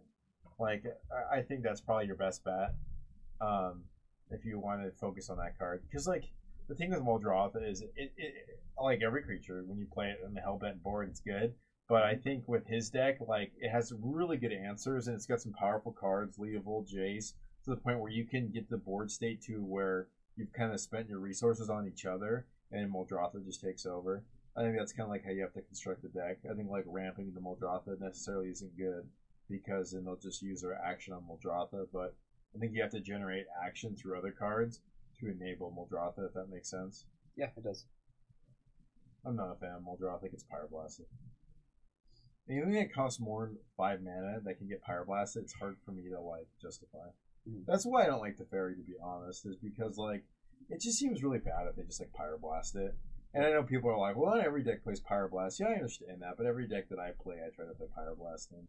So that's I just feel like if you can afford to run them, you probably if should. you can hedge, one of the best ways you can hedge against Legacy Field is being able to play 3 Red Blast effects, because it gets, helps against Storm, helps against Show and Tell, helps against Fair Blue decks, just helps against a lot of things, helps against random Tezzeret decks. I mean, just Pyroblast is just so good. It's pretty much great, and in the matchups it's not that great in, and you have other things. So kills Trinity Nemesis on the stack. Just good.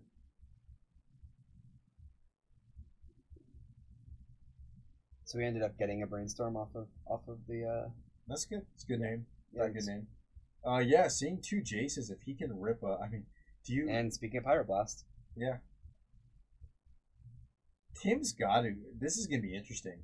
If Tim can't hide these Jaces or get these Jaces away, if that Leovold resolved, there may have been pause for Tim to just pop the Leovold. Pop it, yeah.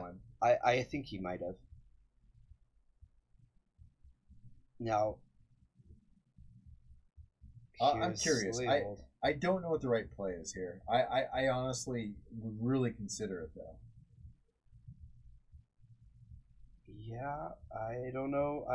Looks like he's just gonna pass the turn and say, "Okay, well, Jace really isn't at his best here, and Jace is definitely not getting cast." So it looks like there will be an opportunity to get these Jaces, but Monastery Mentor is on the board and ready to go. So we haven't seen a 4th land from Tim. I feel like if you're gonna play Nick Fit, you have to play Siege Rhino. Only in the Abzan versions. Yeah. He's Sultai. No, I'm talking about Clavian. He says he likes Nick Fit. I told him he's got to play Siege Rhino. Some of them run it. This is a pretty harrowing position for Tim. Oh, it's a hard cast counterspell. Okay.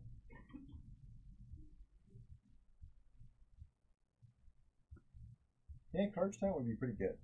Yeah, it sure would. Still loses to Terminus, but One card that's get over it. that would be relevant that Tim has is Pernicious Steed, but he still has to deal with the second J. So this Mentor getting a little bit of bananas isn't as bad as another bug deck. I mean, maybe they have Toxic Deluge, but Pernicious Steed will deal with this pretty easily. Tim does have to find...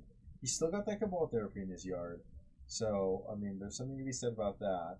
But if you're Tim, you really want to somehow have a plan for this Mentor while dealing with this Jason now. Again, here we are. So this is where Tim's got to turn the corner. He's up on card advantage. He's got 5 to 6 cards versus Corey. He's got 4 lands against Corey, and he's got a Cabal Therapy. Okay, so there's just a blind Cabal Therapy. well, I can name these. Absolutely, yeah. So Council's Judgment and Disenchant. And we just see it pass. So neither of these things have. Yeah, Corey's not going to be using these. Cantrip's going to look real good, though. Yes. I like that. Is that okay? Dispel. I actually like that because, yeah, I actually do like that a lot. Yeah, no, he's definitely looking for a deed. He might actually have one. He's just waiting for the 6th land to pop it off now. He's losing the life, so I'm kind of assuming that that's what's going to happen. Yeah, so I mean, Pernicious Deed is going to have good interaction here because it's Disenchant and Council's Judgment are just going to look kind of silly against it. Definitely.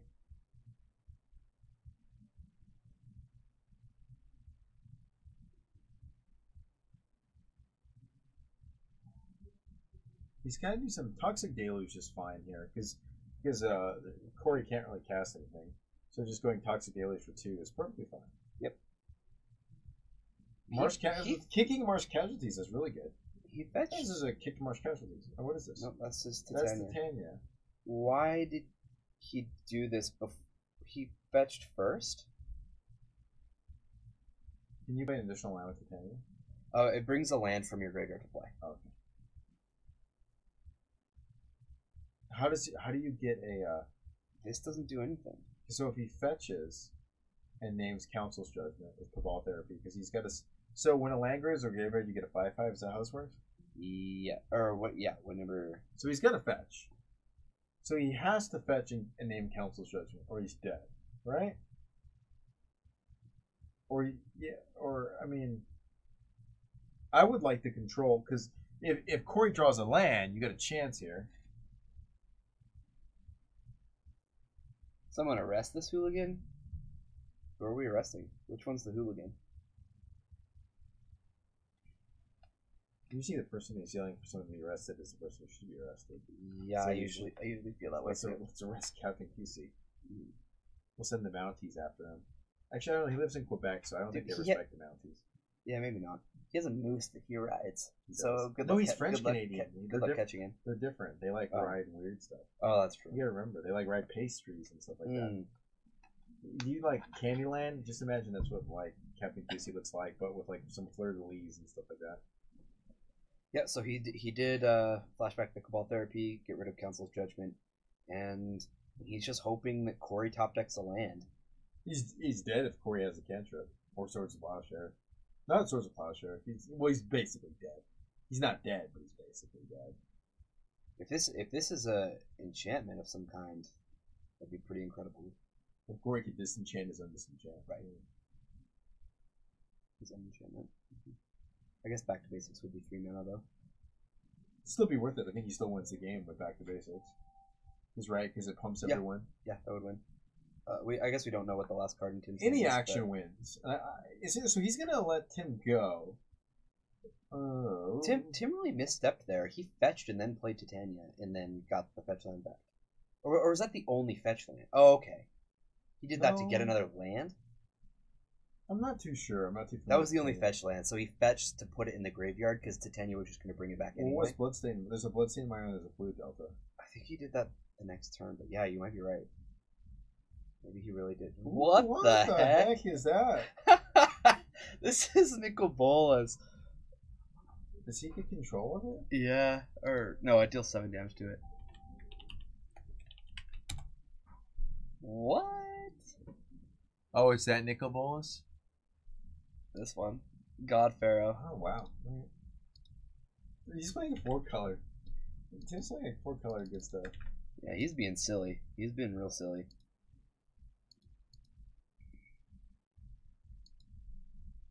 Gosh, look at how. Yeah. Yeah, it dealt. He -4 to deal 7 damage to Monastery Mentor. You think you got it? You think you got him? It is dead. This is epic.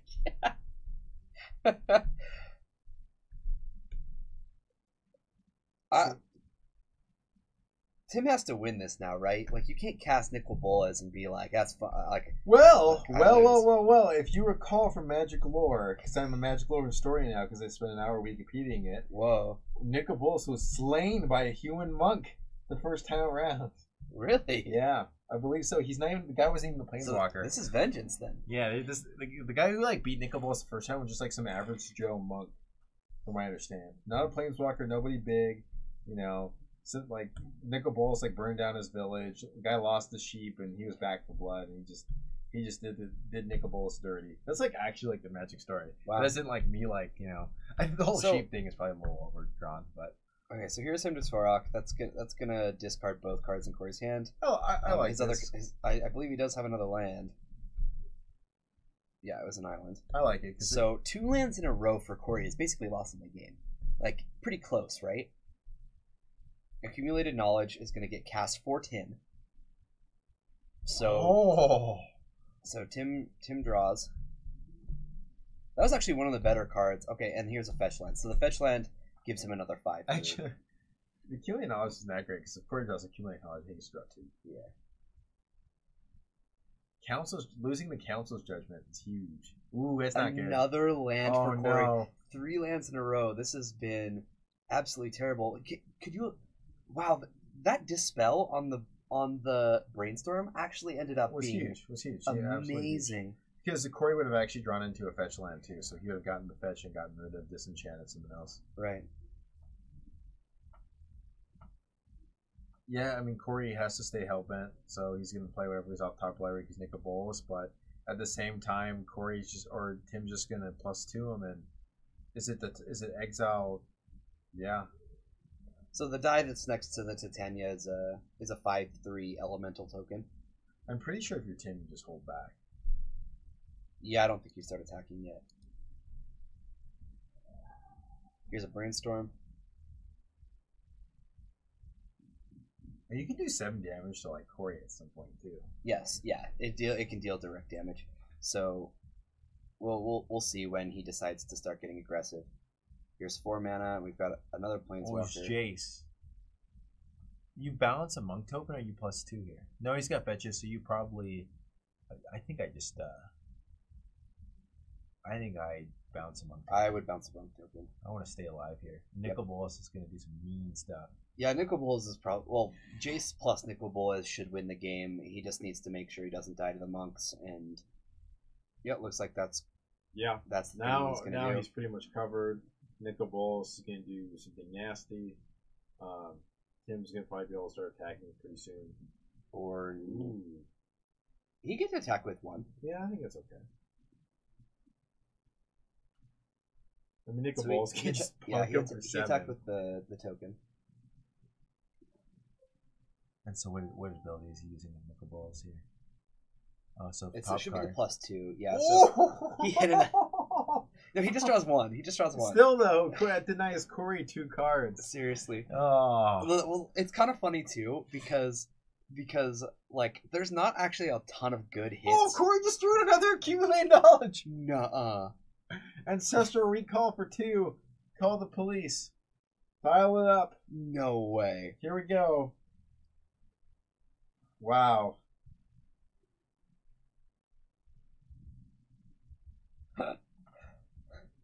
Nuh-uh. By the way, Tim would draw 2 because there's 2 because it's all graveyards. Remember? Accumulated Knowledge looks at all graveyards? Yeah. Do you want to go remind him of that? Yeah. Yeah, make sure that it's been done right. Wait, did you draw 2 from the Accumulated Knowledge or 1? It checked all of it. Yeah. This is GRV for you, not for Corey. If you get one more GRV, you have to. Yeah, good catch, guys. For a week. I gave him a chicken suit warning. Yeah. Yeah, it's all great, Riz. That was a good catch by Captain QC. I always thought of him more as a lieutenant, but he earned his rank today. I guess we'll keep him around. Like we have a choice. Oh wow! So he drew Snapcaster. He didn't draw accumulated knowledge, which is pretty good. It's pretty good. Council's Judgment is probably the play here, right? Probably. Oh, he's gonna AK for 2. Best draws would be drawing Swords and Pyroblast. Pyroblast, Nicol Bolas, Swords, Titania. Okay. He's gonna kill one of the monks with an Abrupt Decay. That's, yeah. He had a pretty darn safe attack. So No, Abrupt Decay would have stopped. Abrupt Decay is one of the guys. So Corey, man, this is actually gonna end up being a draw. Force of Will and Land.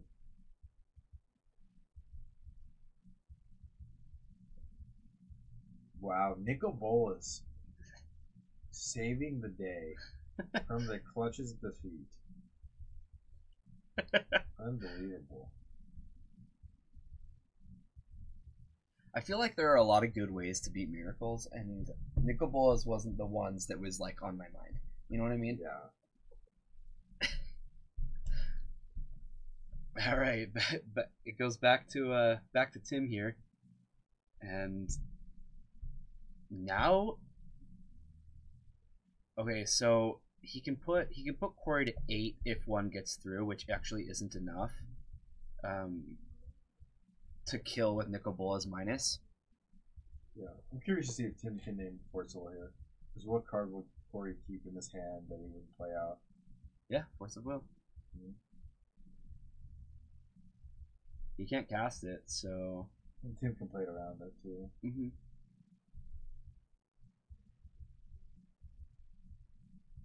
Nicol, what's his alt? Exalt all non-land permanents your opponent controls. Mm-hmm. That's not even that good. No, I think the -4 is the good ability. So another land goes to the graveyard. So here is a 5/3 number 2, and if he uses Jace on the monk and swings with both 5/3s, then Corey has to block with Snapcaster. He does. So I think that's probably the best line from this point. I guess we don't really know. What is this? The glare is killing us. That's a pernicious deed. It's harmonized? Wait, what? I don't see it. I think that's pernicious deed. Yeah, it is.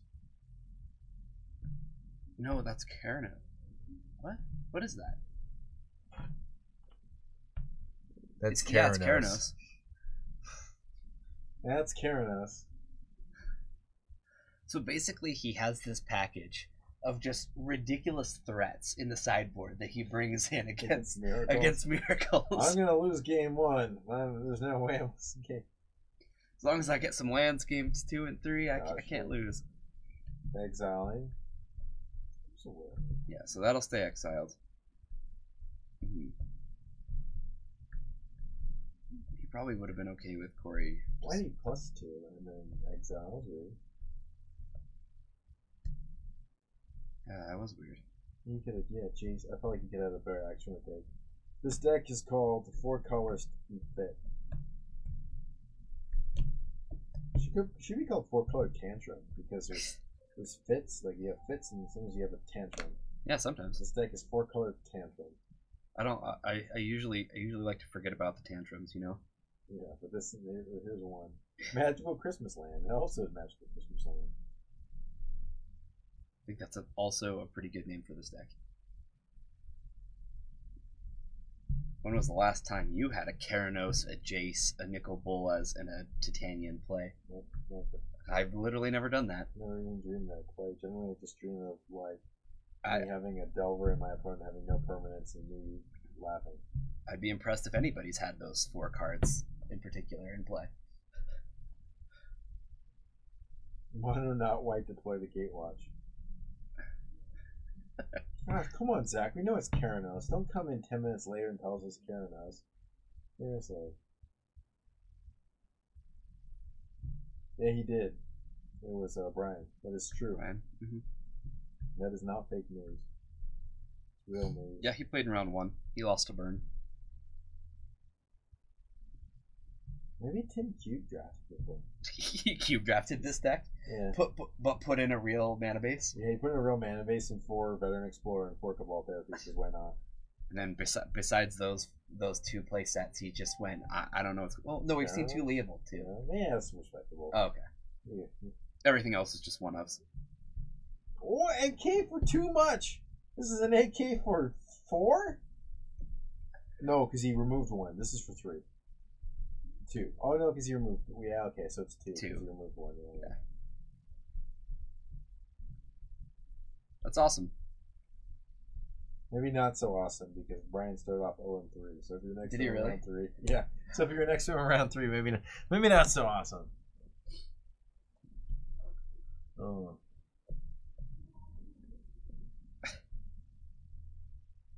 Well, it looks like we're getting pretty darn close to time.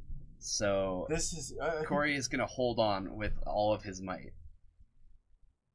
Tim can get off 2 Nicol -4s though. I think though, because Nicol is at 9. Yes, he is at 9. The other option is he can continue to plus. Yeah. Up until that 12. Once he hits the ults, he can just use that and swing and kill. If time's called now, though, I think Tim's just got to burst them down. Yeah, I agree. Just try to dodge the Snapcaster Council's Judgment. So I think Corey's got a swords in his hand. Nah, it doesn't do too much. It's not the worst, but... Corey's just going to try to win the game. No, I could Pyroblast literally everything on this board except for Titania. And I would just fly over Titania and kill him. And also Death Eye. No, Keranos is indestructible. Just Pyroblast on the stack. Oh, okay.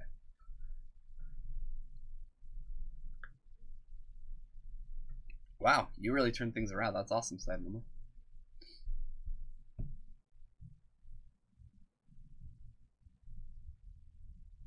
All right, three damage to Monastery Mentor. I think you swords now. You got to get swords now. Yeah, you got to get the monk out of this, and he's just gonna call it. Yeah. Okay, it's a draw. Shame. Hey, you wanted the miracle. Shame. You wanted the long grind. Yeah, miracles I matchup. did, but I felt like I wanted to see a game 3 of this. Yeah, I did too. Well, if you can Nicol Bolas and have it on the board for 5 turns, you're probably not going to lose the game. Probably. I think in most cases that's true. Yeah. Pretty risky playing a 7-drop that can be Pyroblast. Seriously though, even when it hit the board, I think there were 2 turns where if it was a cantrip, Corey wins. Yeah. He drew 3 lands in a row at the worst possible moment. Yeah, that's true. The one thing is, I think you actually articulated really well, was when Tim dispelled the Brainstorm. Yeah. It's kind of the age-old question, is when you're Hellbent and your opponent draws Brainstorm or Ponder and you have a soft counter for just that spell, do you use it like Pyroblast? I think those are the best moments to use it. The only thing is that the cantrips do replace themselves. If both people are Hellbent and they find a cantrip, it depends on the deck. If it's a show and tell deck, I think a lot of times you can just let them cantrip. Yeah. But in this case where they could find the thing that they need and they're fishing for something very specific, then I don't mind just cutting them off of those options. Yeah. No, I think you're right. Because I think that play won the game. Yeah, I think it most likely did. I gave Tim the window, and Tim was able to take care of the window. We kind of talked about a game 1 where Tim just didn't have ways of closing the door, and he was able to keep the jar open with his cards, and eventually led to closing the door. Yeah, I would say that maybe Garrick's Apex Predator would be a little bit better. I haven't seen that card in a while. Like, I can't.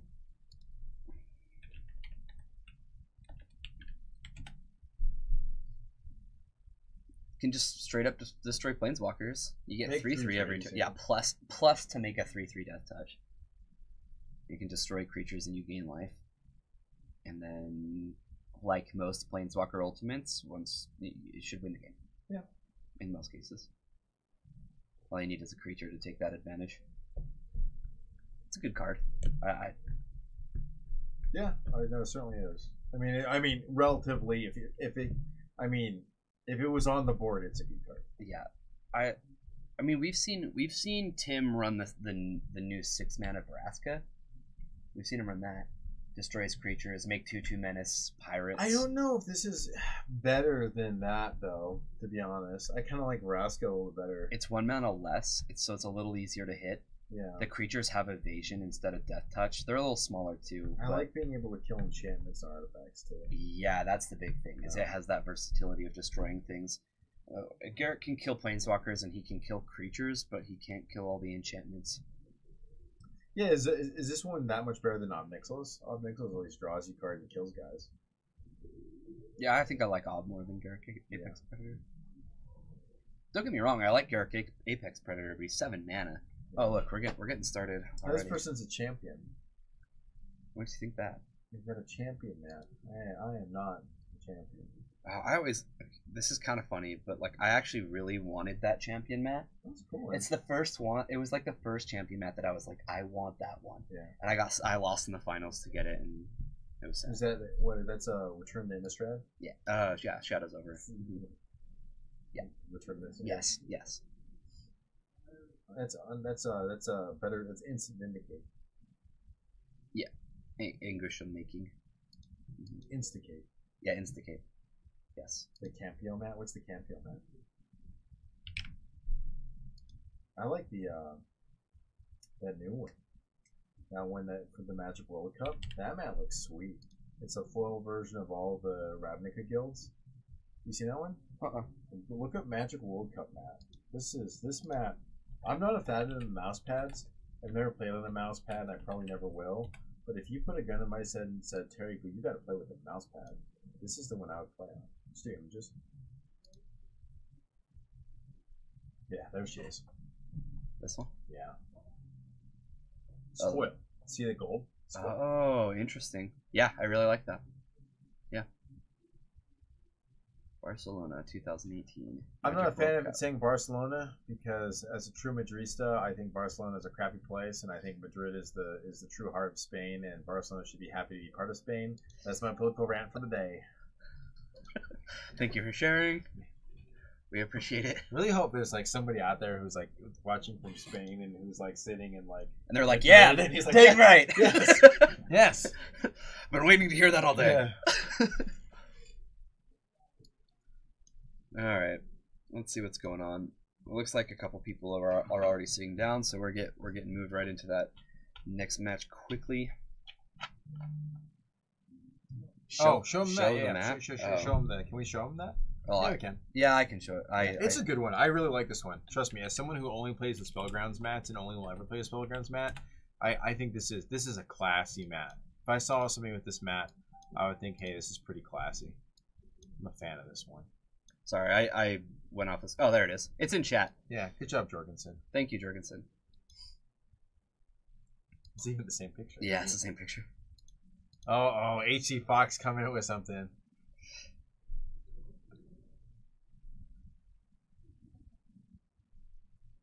Yeah, you might not be able to see it anymore, but it's there.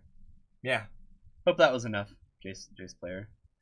It was in. It's it was foil on our too. screen. So if you see the gold part, it's foil. So keep that in mind too. So you get some cool reflectiveness with that. Mm-hmm. Magic World Cup. America never does so well, just like the real World Cup. Don't understand. Freaking Italy always top fours. Israel did really well too. How can America? Come on, we're supposed to be America. It always aggravates me when we have world competitions and we suck. Come on. It's just not our stage. It's only our stage when we create the stage.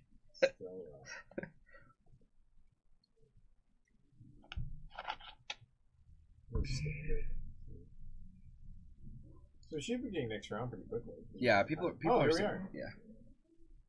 So there's. Should we watch Tim again? This is Tim again. Listen, I think we saw the best of Tim this last round. Okay, We don't want to see like, anymore. like, do we want to see more? I want to start on the other table. Let's check out what's going on over here. Johnny versus Tyler. So Tyler's playing that the blue black again. I don't know. The people want Jorgensen voted for Nick, but we may have to give the people what they want. Listen, you're never gonna see what we just saw last round. All right, like I think Tim has put your expectations a little too high. Planeswalker trivia. I'm a man of the people. All right. The people. You got to give the people what they want. All right.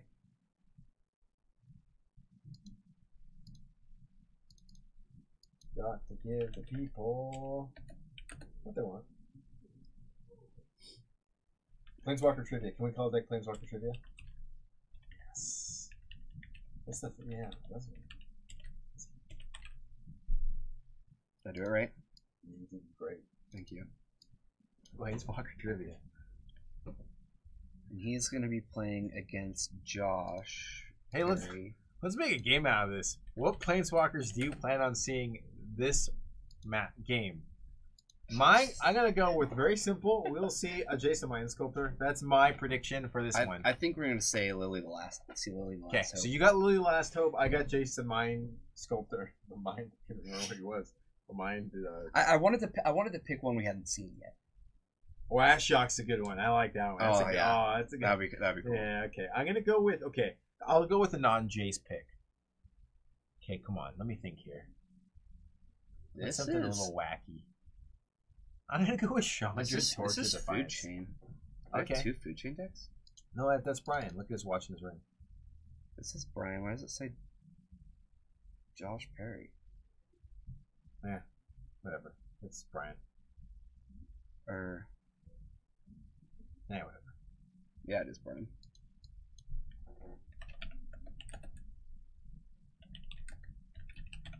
Yeah, my guess is Chandra Torch of Defiance. Probably not something like this. We know Tim Blaze right. Tezzeret Agent of Bolus, there's not any artifacts, so I think that one may be a reach. Colors are on, so it has to be in there, right? Yeah. I think probably the best guess is probably Tybalt? Ashiok. I would hope love to Tybalt. see if we saw Ashiok. How crazy would it be if he Ashioks and just gets a Miss Hologriffin? How awkward would that be? Nisa Vital Force is a good one too. Oh wow. Oh, him to Okay. Tupac. Him to Tupac. That's a pretty hot start.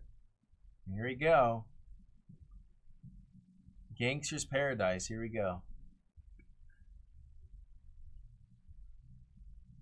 So this hits Brainstorm and Verdant Catacombs. I actually think that was an amazing him to Torok. Yeah, hitting the Brainstorm of the fetch is definitely good. Huge. All depends on Brian's follow-up is though. That's not the problem with this card. Is he's got the food chain. He does have another land, so let's see what he's got here. One thing about Tim's deck too is it's one of the few decks that has true interaction against food chain. It's got Abrupt Decay and it's got whatever it's called. Assassin's Trophy. Mm-hmm. Yeah, but he kind of has to play around that. He has to do the whole Splinter Twin effect where like he has to draw his card and then like pass the turn and like make sure he never gives his opponent the opportunity to just kill. Yeah.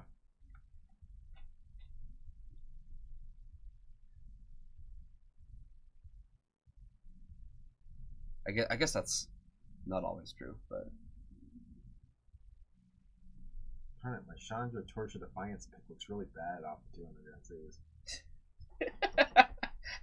he didn't have that much red. Red looked like this. I don't know why I convinced myself not to pick Jace.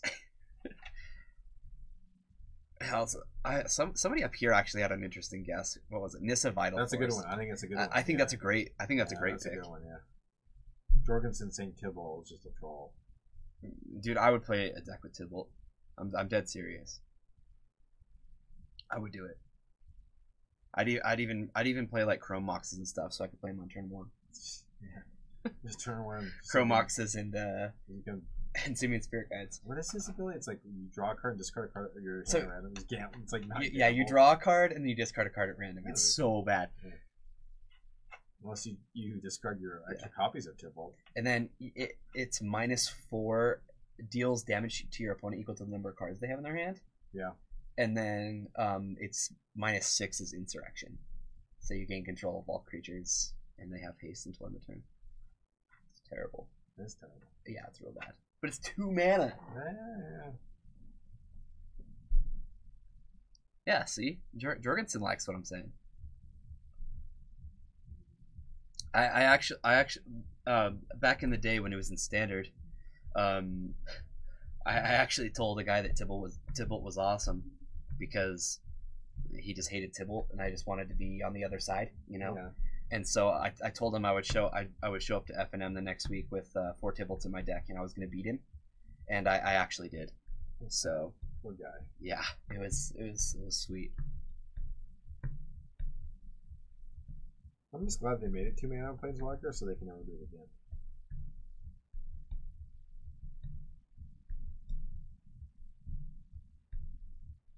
It's kind of 3 mana Planeswalkers generally are pretty good. Most of them are great. I think Domri Raid's been like the only one that's like not wonderful. Yeah, like Ashiok is. Ashiok's pretty darn good. She's been played though. Let's see all play in the formats. Jace Cunning Castaway. Yeah, card's awful. I think Gajani Collar the price pretty bad too.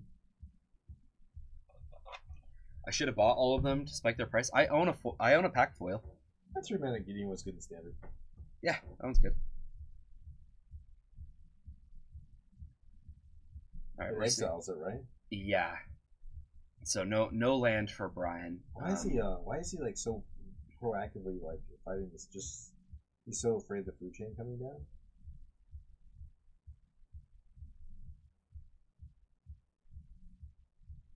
Tybalt won the best dressed Planeswalker. That's an accomplishment. I'm proud of him. Really? I'm trying to think. Best dressed Planeswalker? I feel like Elspeth has got like. Oh, don't even. Yeah. Oh, Is it even close? I would do such bad. I can't tell you what I would do to that lady in her armor. 4-drop Elspeth. That's my favorite Planeswalker. I got a foil Spanish one. She'd speak in Spanish to me too. Yeah. Hola, Señor Domri was good in Standard. I distinctly remember my friend playing like 2 Boros Reckoners, and his opponent was at 6, and he looks at the board for a sec, and then he goes, oh, and then he makes Domri make his 2 Boros Reckoners fight to deal 6 damage to the opponent. One of the coolest things, coolest interactions. He's like, oh, I can actually get through. Yeah, but we're talking about 3 mana Planeswalkers, not 1 mana Planeswalkers. You mean the greatest hero, the hero of the people? Yes, the hero of the people. That's right. That's right. Shaman died for our sins, not for his own sins. Hero of the people. This is like disturbing. There's like a nice little post where it like talks about like your pet's dying and going to heaven, where it's just like you take him to the vet and he dies, and he tells you like, I know you can't understand me, but I had a wonderful time. I want to make that same meme, but make it with Death Right, and just be like, I just want you to know I had a wonderful time. Is there like a really good way for Tim to actually win this match? This seems so difficult He's got for him. Pernicious Deed, which ironically is like really good. Yeah, it is. Because if Brian just goes wide and doesn't kill him with Walking Ballista, Tim just goes, eh? Yeah, but he's using all his mana now, so the window's open this next turn. Yeah, food chain into Walking Ballista, but Brian's only got 2 cards.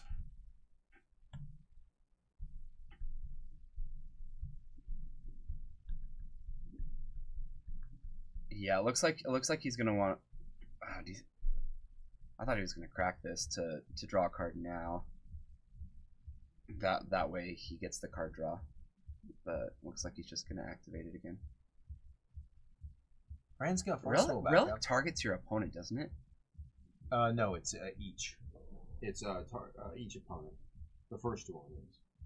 Really? Exile graveyards. I'm pretty sure it doesn't target.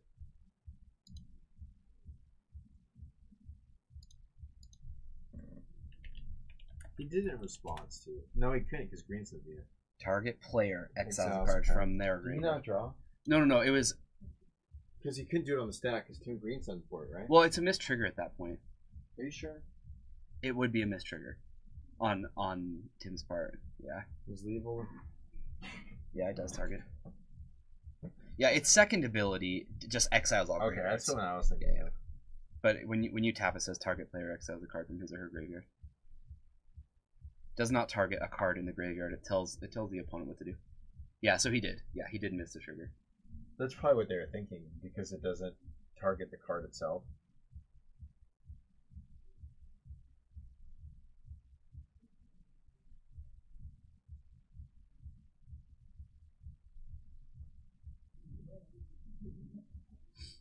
Yeah, not something we can go and be like, yo, this needs to happen. Maybe he didn't want to do a card from Liliana.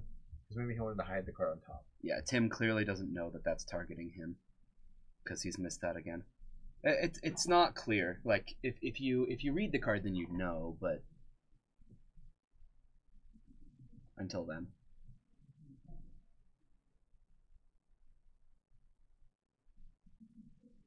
yeah, so Can't that- draw. That does not draw a card. No, this one you can't draw anything. Alright, Planeswalker Trivia, no! Ugh. Yeah, for a deck called Planeswalker Trivia, it's kind of funny that he hasn't played a Planeswalker yet. What's coming? We gotta get our Volk. We got a Badlands. We just gotta get our Volk so we can cast Looks Shock like or Torch Defiance. He just got Food Chain out of the hand. That's pretty good. That is pretty good. Interesting Brian didn't force all that, but I guess Brian wanted to just ride the lightning. Team's not in terrible shape, actually. No, I think Tim is actually prepping to win this game. Let's be real. Tim can play Nicol Bolas. Oh, Nicol Bolas would win this game. Heck, he could combo. Yeah. No, he definitely couldn't. That's where I always put my Dryad Arbors whenever I play Maverick. I try to hide them. Yeah, he's actually been told that he shouldn't do that, so that's kind of funny that he still does that. It is a creature. It looks pretty obvious, though. If anyone gets fooled by that Dryad Arbor. He's attacked with it, and he's like pulled it up. I'm sure Brian's fine with it, but I've had people hide Ghost Quarters under lands. Like, actually hide it under, so, like, this isn't as bad as that. okay. So this is definitely going to get cracked for. I would. Well, unless I would just do it for 2. it would kill us on Dryad Arbor if he does it for 2, but maybe that doesn't matter. It's non-land, right? No, it names specific types. It names it does. creature. Yeah. He's gonna do it for 4. Wow, Really? he's gonna kill his unleavable? Kill or die.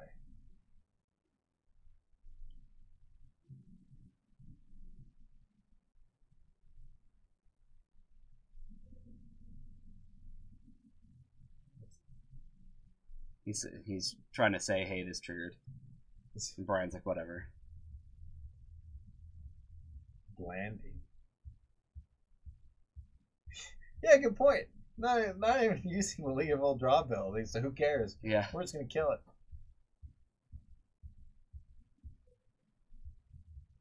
Gonna fetch twice, and what are we doing here?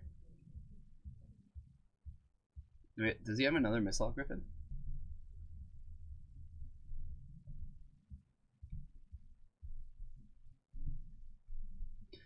Yeah, it is definitely exiled.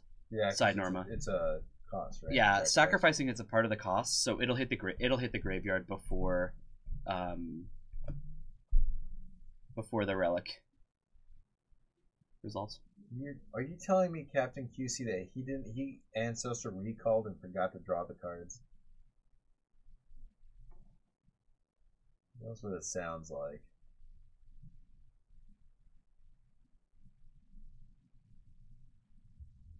Yeah, 3 cards is huge. It really is. 1 card's huge. Yeah, seriously. This game is probably only still going just because. Well, yeah, Brian looks like Brian's gonna win at this point. So he's just gonna temporarily take out the Eternal Scourge again. That's really just not great. Now he's got to do something. All right, here's the Planeswalker you almost named. Ah, we're not trying to Torch to Defiance. Oh, would have been better. All right, he's gonna bounce a Griffin. That's not wonderful. Chandra would have been better. Yeah, Shunder would have been better. And here's something large. Walking Ballista for a lot. Should we tell him? We can't do it. We can't tell him till after the match. Come on, Terry. I don't care. No one tells me how to live my life. Except my mama. I'm happy for you. Just tell him. If someone triples modes to click your battalion to a lethal, forgets to draw even one of the 3 cards it could have. That's pretty bad. This is Josh. It's always bad beats when people miss triggers. Never feels good for anybody. Never feels good for us. Never feels good for them. Makes me sad. I go home and I pray. It makes me feel weird. I'm not sure who this is. Is it Volcanic Island? John, you're They Tyler. have preordained. Oh, there you are. Preordained.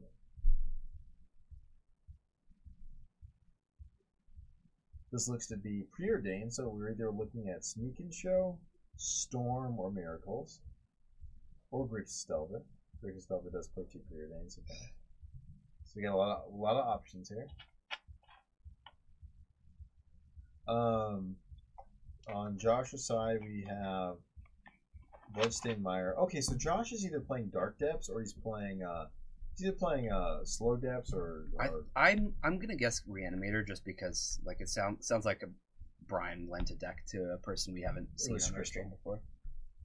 Crystal lent it to him. has Blackheart Reanimator, I'm pretty sure. Well, Brian has it too. No, he gave it to her. Oh, okay. Yeah, then I'm not sure. Well, the only thing is, if this is Blackheart Reanimators, there's not very much There's action. an Exhume. Why isn't there any action happening? Yeah, that's pretty weird. Yeah, I'm confused. A Brainstorm. Again, we have no idea which one of the 7 decks I named. Polluted Delta's the land, so that means we're going off primarily blue. So Sneak and Show is most likely with Grixis Delver with a close second, followed by Storm. Yeah. Actually, Storm would probably go. I'd probably go Storm, Sneak and Show, Grixis Delver, Miracles.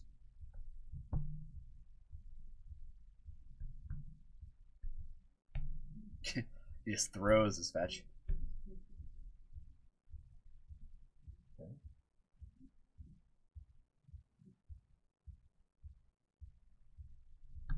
So getting Island, so now it's no longer Grixis Delver, so now I eliminate Grixis Delver, and now I would like to recalculate to Sneak and Show. Sneak and Show, followed by Miracles, then Storm, for all you fans out there keeping track. This is like a learning lesson. This is how you identify decks. Yeah, definitely. It's going to be something weird. What if he just goes Friction Dreadnought Stifle? Just die. At that point, we'd just be like, I'm done. wasn't on our radar. Here we go. Yep, Is that Ancient Tomb? Yep. Okay, I got it. Sneak and Show. I didn't lead us astray. Here's a show and tell. Boom. Gristlebrand. Josh Please gonna be put in less. a Gristlebrand. Sire of Insanity. Okay, so this is Brand. This is one of Brand's left. So it's one of Brand's left out decks. Yeah. Oh, Oh look, here's That's- Emrakul. that's game, boys and girls. I don't know, that Sire is looking pretty darn powerful. Not sure what's going on.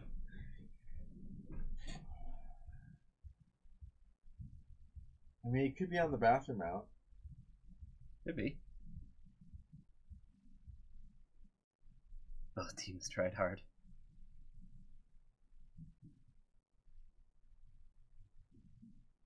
What is happening? Why is he still playing? What is happening? Yeah. What? He just cunning wished and wiped away it. Is this real life? Is this real life? Sure, why not? Alright, my turn. Okay. Swing.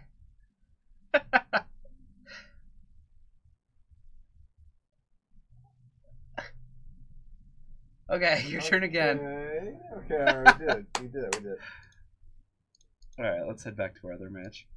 We had a big Lavinia discussion already, but I will tell you, Lavinia is at best a 0-1 in the 75. I don't see Lavinia seeing more than that. I think it's on level with Gaddock Teague, and it'll see a little bit more played in Gaddock Teague because it's blue-white, and the best deck for it is probably blue-white Stoneblade as possibly the click slot, but I think you'll see a lot of it in sideboards. But like I said, I think you could see it in the click slot. Not as good because it doesn't have flash, so you can't crack bounce it, but being able to put a weapon on it is decent against non-combo decks, and then having it for the combo decks is good. So that is your analysis for that. I think the card is trash, and we'll see little to no play. Wait a second.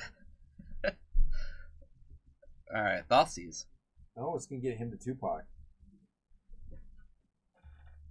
I do not know what the big green card in his hand It's is. got to be Detention, right? No, is that Spider?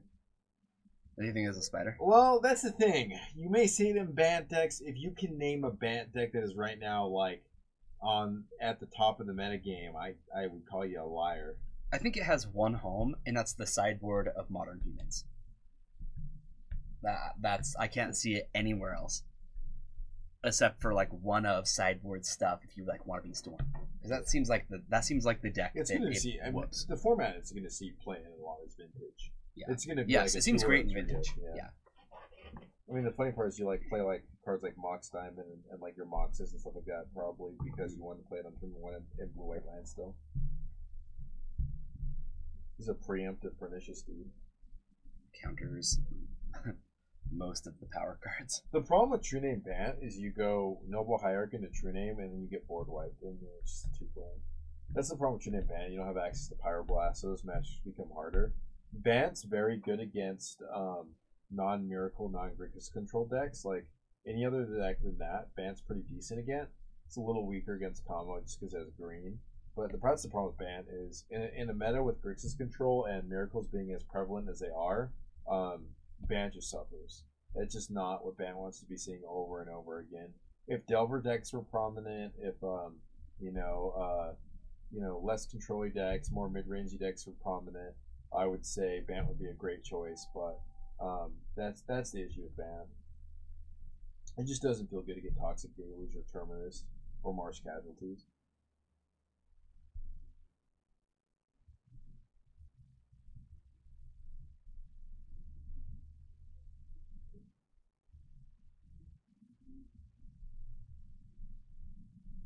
So, kind of a slow start for both of them.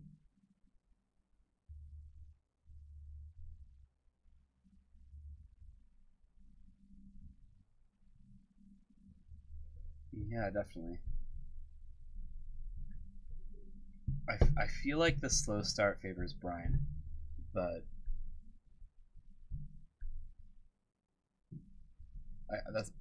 that might just be because I really don't know what Tim's deck is doing all the time. Yeah. There's so many one-ofs, I feel like every game is going to be a little different from the next. Yeah, 100%.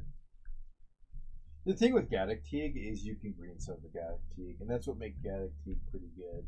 Is being able to green sun for it off a noble or doing it just on 3 is good against those decks because you need to have Gaddock to stop the Terminuses. So that's the difference. Is being able to tutor it because I don't think you want to be playing more than one Lavinia, and with Gaddock Teague it's the same way. But being able to tutor him is what makes him good. So. All right, so we saw an Abrupt Decay target down the Pernicious Deed, and the Deed took the Baleful Strix with it. So Brian wanted to get that off the board so that he can get Food Chain onto the board and feel safe. And yeah, that makes sense. There's not that many better Abrupt Decay targets too. Right. Why do people shuffle the cards in their hands? The original reason that people do that, Tim, is that when you draw a card, you don't want your opponent to be able to track the card in your hand, so you'll shuffle your hand a little bit. It just becomes a habit to most people to, like, when they're not doing anything with their hands, they just shuffle. I think most people do it. Don't ever watch Brian Cuba videos. Why? The way he shuffles is ridiculous. Yeah.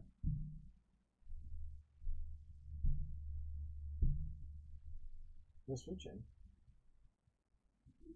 Counterspell. And gets counterspelled. Yeah, so the fact that Tim's been doing a whole lot of nothing tells me a couple things. First off, he's down on lands a little bit. Bombs. Yeah, he's got either reactive spells or a bunch of things that he can't cast yet. Yeah, this Belfast truly isn't doing anything. I mean, it's gonna peck a little while. Come on, get a second red source. I want to see Chandra Torch of Defiance. Oh. Flicking your cards is the only exercise you get while playing. I would hardly call that exercise, but there's a good hymn to Tupac. Yeah, this is gonna be great. All right, let's see what we got. Baleful Strix and Eternal Scourge. Eternal Scourge is a great one to get. You're not casting from the graveyard. No. This is why Relic is in the main board. Yeah, he can exile his own stuff. That's why the delve cards are in there as well. He has a Tombstalker. We've seen him play with a couple others, like one of Murderous Cut we've seen before. Silly things like that to get those cards from graveyard into exile. Here we go. Let's see what we can get here. Food chain. Is this round 3? Oh, this is round 3. I apologize, guys. The food chain resolved. It did. Yes, okay. it did. Oh, Spellseeker. So Spellseeker's can go find Manipulate Fate. Mm-hmm. Tim's got a lot of stuff. This is. How many times have I said today? Wow, Tim's got a lot of cards in hand. Well, this is basically over, isn't it? If there's a Walking Ballista in hand, this is over right now. Yeah, it is because he's just gonna get everything. Okay, so Spellseeker goes finds Manipulate Fate. He's got 2 mana to cast that, so he gets to go find all 3 Griffins, put those into exile, and then he'll be able to sack Spellseeker to get 4 mana, so he can actually play all of his Griffins now. The question is there a way to win now? Most food chain decks play with Walking Ballista to win. The win con before Walking Ballista was Emrakul. Either would do it. What Planeswalker could save Tim here?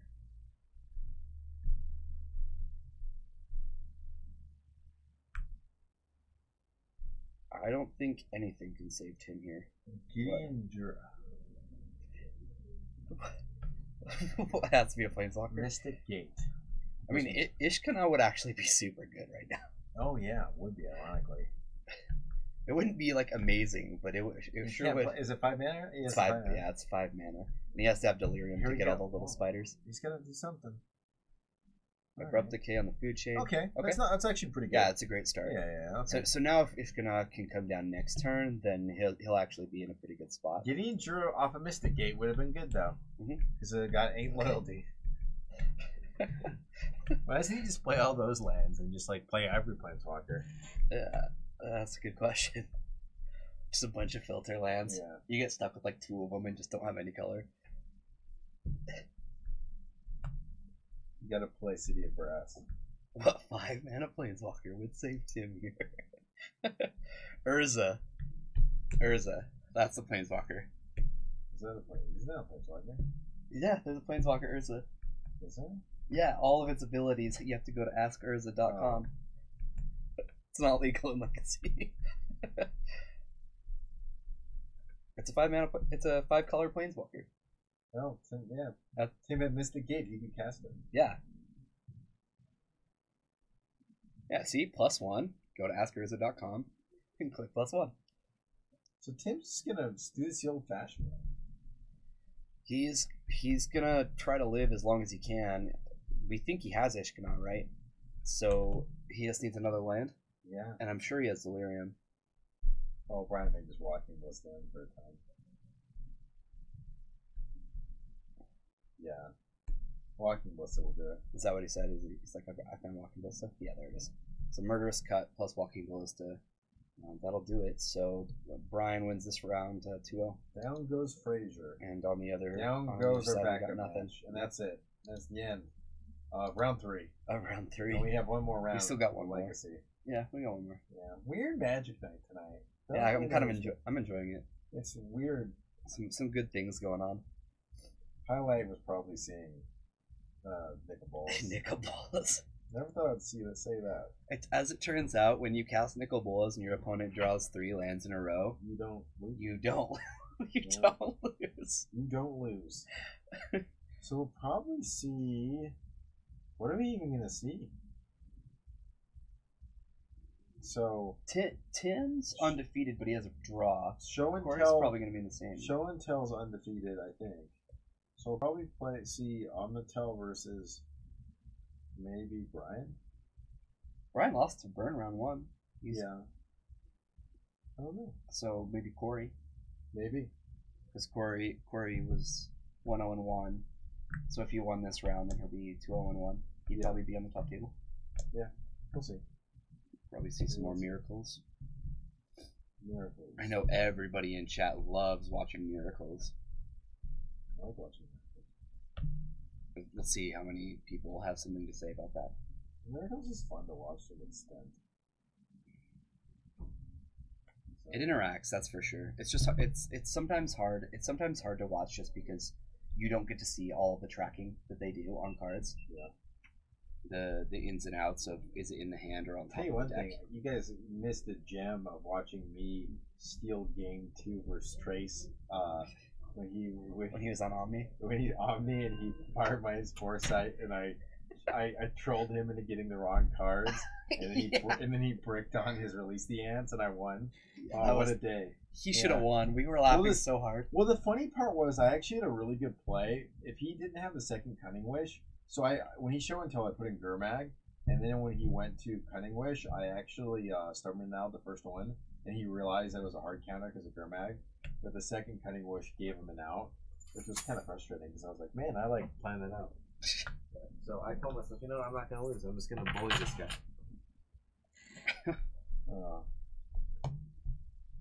What? AC Fox is go to bed. We're not even showing miracles. We're just talking about miracles.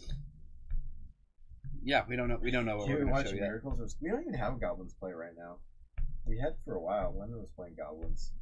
We haven't seen him in a minute, huh? Yeah, and then he was playing Painter. Last time we saw him, he was playing Painter. He likes the red decks. Yeah. Mhm. Yeah, that's like kind of a bummer we haven't seen Goblins. This is a deck that saw a resurgence at the very beginning of the Deathrite ban, and people remembered. That it's bad. It's not bad, but It's not great. it's just not super great. No, not the best. Sometimes it loses to itself. The deck where it loses to itself and just kind of gasses itself, kind of sometimes it's gives problems. It's good against certain decks though. Good against another deck that's kind of fallen off a little bit that's pretty good is Eldrazi Stompy. Yeah. Interesting to see that one doesn't show up as much. We haven't seen it at the store for a while. That deck's actually like strangely good. You get to It run is. Chalice, you get to run Thought-Knot Seer. It generally does a good job of just disrupting anything. Most of its cards win the game by themselves. Yeah, I mean, a 4/4 guy with a big eye. It's pretty good. Reality Smasher is a 5/5 2-for-1. guy 2-for-1 on the stick. that hits you when the turn comes into play. Yeah, Goblin Creator Maker is good. I actually saw playing Grixis Delver for a little bit. Maybe.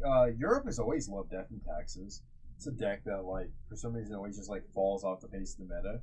But, like, Europe, Death and Taxes and Maverick are very much liked. They don't have as much of a blue affinity as we do. I think we have the American complex of trying to play what's best. So You know one deck I'm surprised that we haven't seen in a while? It's Elves. we have a few elves players. They never show up though. Yeah. Because I know two people who own the deck. Yeah. Never see them. Gordon has a deck, Ryan has a deck, and Tony has a deck now. Yeah, and then Roger has the deck. Roger. Mhm.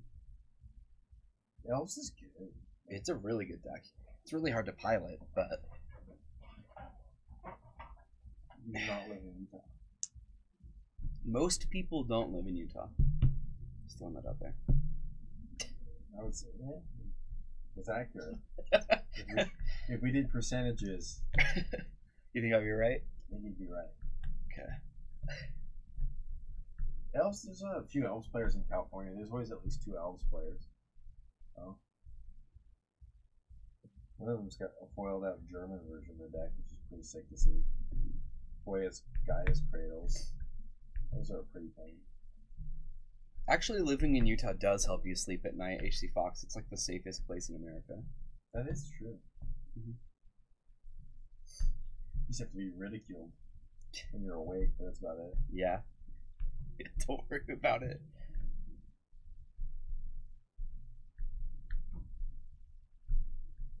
Montreal. I want to go to Montreal just because French Canada is the best type of Canada. The problem is you keep waking up in Utah. That's not wrong. That's not wrong. It's not the worst. It's fine. Kevin QC, if I went to a Quebec GP, would you be my personal like attendant and just like drive me everywhere and take me to like the coolest spots in Quebec? Yeah, I have the same question. Yeah. Yeah. When I went to Portland, that's what HC Fox did for me. Yeah. He just dragged me to cool places. You're foiling out elves. That's awesome. Heh. You feel obligated. Why does he say heh? Like, heh. It's one of those things where it's like, fine. You know, like he knows he will, but he doesn't want to. Hey, is this? I have a Canadian question. Is British Columbia still called Bring Cash? Is that a thing, or am I just old? I want to see if this Kevin QC confirm or deny this. If you ever heard this, that Canadians call it BC, and BC stands for Bring Cash. How true is that? I like how we've divulged the Canadian trivia because we don't have ground form. We always do. Come on, Kevin QC, hurry up. We talk about Utah. We talk about Canada. We don't talk about a whole lot of other places. Sometimes we'll talk about California. Oh my gosh, Captain QC, come on! Oh. Oh. Not helpful. They don't have any big Canadian legacy stuff, I don't think. Not usually. No. That'd be cool to go to like a 5K in Canada. That would be really cool. You know, eat some pancakes, drink some syrup. You know, I've been to. I mean, I have family in Alberta, so I've been there multiple times. And there's not a whole lot of. Is Alberta east or west? North, from here. No, I know. Oh, sorry. From East here, or- so west. So it's just straight north. Yeah. Straight north from where we are. Yeah. Gravy on French fries. I thought it was mayonnaise. That's the Dutch. The Dutch put mayonnaise on everything. We have fry sauce. That's actually one reason why we like mayonnaise, because I didn't realize that we have actually a pretty significant Dutch culture in Utah. Yeah. What's poutine? It's a Canada thing. Don't worry about it.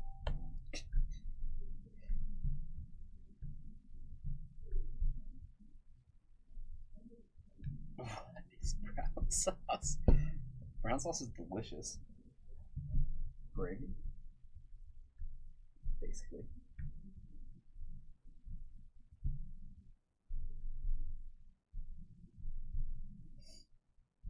Nunavut? Quebec thing. French cheese curds and gravy. Ugh, cheese curds. It did not sound good. Poutine. Oh, really? It does sound very American. Yeah. Well, let's be real. Canada's just America's hat. You know, Pretty much. It's our hat. We take it off. And put it on. Like, we don't need a hat, but we're happy to have it. Yeah, it's good. Yeah, look at my hat. It's a nice hat you got there. Yeah. We really wouldn't look the same without it. Yeah. Covers up the hair. Yeah, it shields us from the sun. It keeps you dry, too. Deep fried Twinkies, that is an American thing. I've never had deep fried Twinkies. I've never had one either. Yeah, squeaky cheese. Yep. God, what is squeaky cheese? No, that's what I've always called it. It's just cheese curds. They're really good.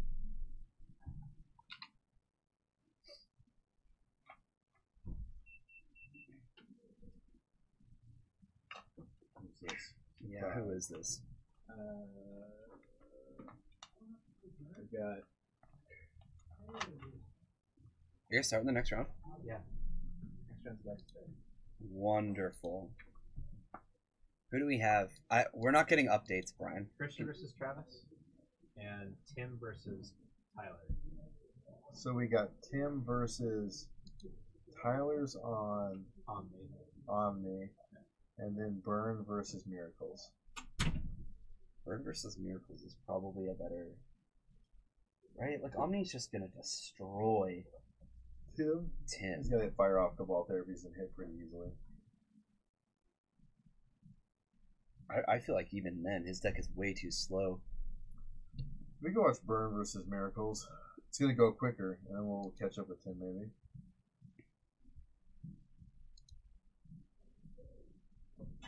Oh.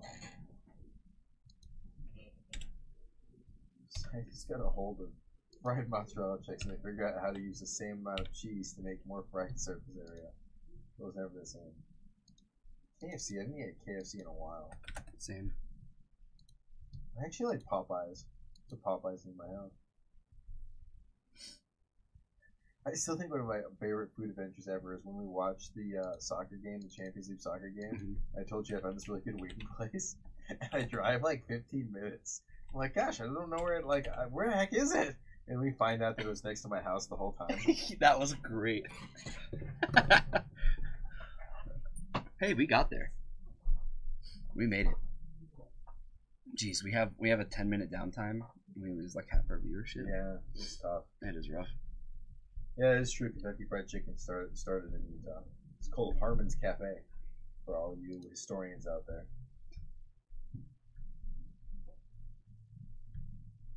When Jorgensen comes, I want to take Jorgensen out to a nice place to dinner. So he's not even here in the chat to know that, but He'll be here for New Year's. yeah, that's what I said. When he comes here, I want to take him to like a real nice spot. Yep. Yeah. If Captain QC and HC Fox would take him too, but no. I don't think Captain. Let's QC be is a real. You say person. you say nice spot, but really we just go to Jinya every time. Jinyo would be good. We can take him to Jinyo. Freaking love Jinya. Oh yeah. Okay, That's so great. let's Mountain Goblin Guide. My favorite play in Legacy.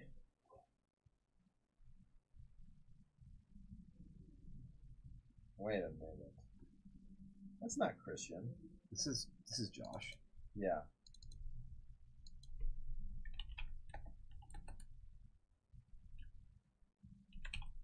Whoa. How the heck do you spell reanimate? I can't right now. Reanimator. There we go. Yeah, that's not how you spell OR. My bad. They didn't know. You didn't have to tell them. Sorry. Unmask. Someone would have called you out. Okay, so if you're Black Card Reanimator, what do you take? You really care? I don't think you care. I think you don't care about Grim Lavamancer. You certainly don't care about Price of Progress. I think you just take Riftbolt. Or you take Price of Progress. Never mind. Yeah, that seems weird. This deck doesn't usually have a lot of land, and the first land that you have now is already a basic.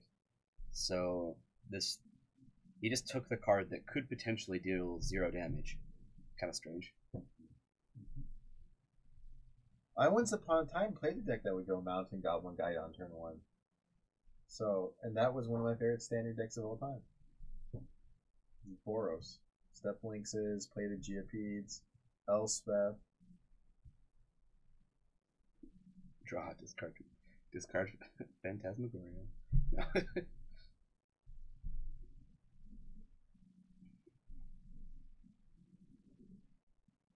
Yeah, Reanimate? Wait, the card Reanimate doesn't look as... He's got Dark Ritual. So he just needs to Exhume. What has he got? He's got Chancellor the Does Annex. he have a Reanimate spell? Because he should have unmasked himself if that's the case. Yeah, he definitely should have.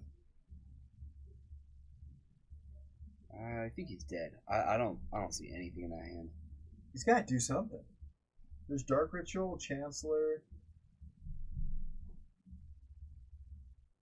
There's Gristle. Oh, he's not bad. He's not bad. I mean, if he can bid him somehow. Him not bidding him kind of says he's not... What is happening? Somebody tell me what's happening.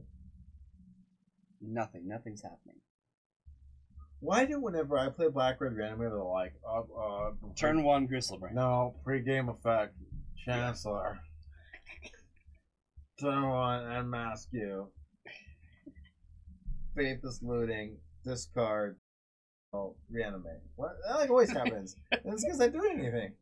Why doesn't this happen to me? Alright, knowing This this is on the game's top. super over. What the heck happened?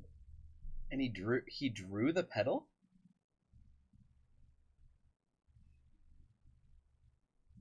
I think this has got to be his first time playing this deck. Oh boy. He knew pedal was on the top and he drew it with Wait a two minute. fetches. Oh crap! I know what he's thinking about trying to do. He's trying to He's trying to hard cast Crystal Brand. Oh, he's dead here, so that's not an option. Might take top. Alright. Well, that was fast. I wore a tank top to this shirt one day and I was told to put a shirt on. Just for the record. It's Tyler, right? Yeah.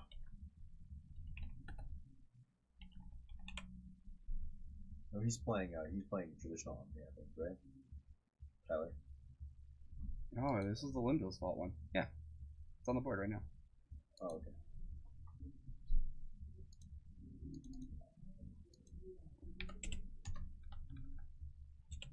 Oh, they're explaining how Bill's walks work, so yeah. He's like, alright, this is what I'm going to do.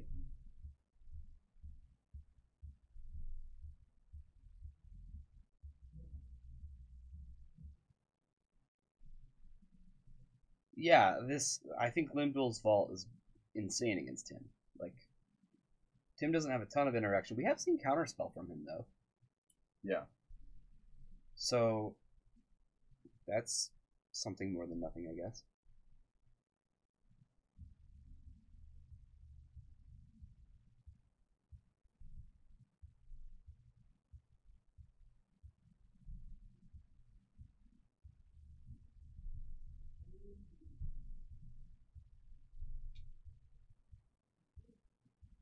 This is a problem with Bill's fault.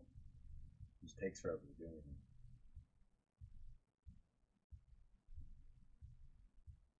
Come on, it's Limdall. Limdall is the vault. The card takes forever to resolve. Unless the first 5 cards are just exactly what you need.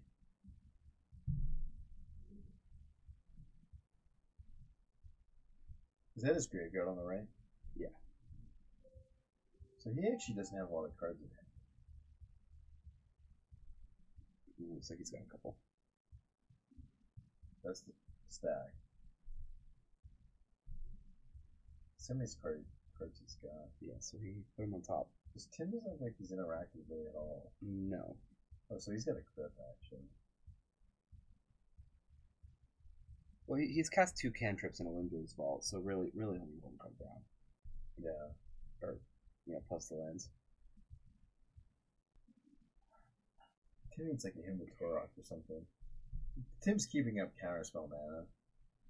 Yeah, I think so that's this pretty brainstorm's clear. going to collect everything from Limdall's vault. Keep this in mind. Not everything, but the cards you want.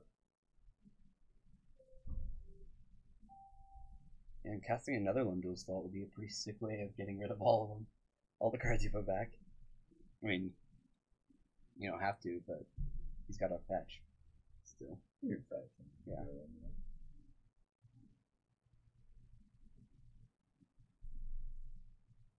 I mean, you could have basically. I don't know if he goes off now.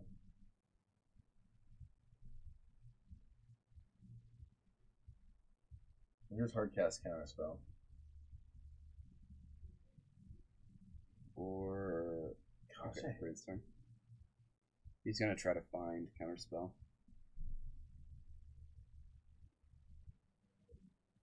Why not brainstorm on your turn to try to find a Hymn to Torah? So, like, if he draws a Hymn to Torah right now, it's like, what? I guess he had Tropical, so I guess it doesn't matter, but still. Yeah, that actually would have made more sense. That way. Cobalt Therapy. Well, if he finds a Hymn to Torok, then he can fetch for Hymn to Torok. Or no, he can't cast Hymn to Torok. I know, but it could be Cobalt Therapy. Cobalt Therapy naming show and tell us can hit. Alright, so there's Omniscience. Keranos comes in. That's not going to do a lot.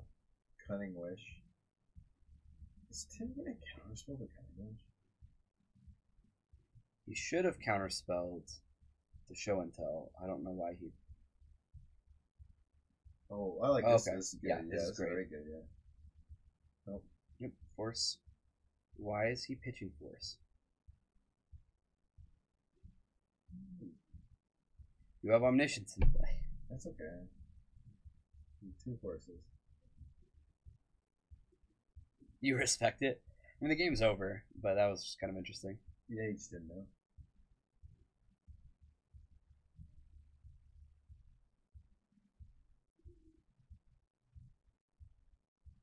Alright, there's Oladomri's Call, and that'll find number That's cool. game 1.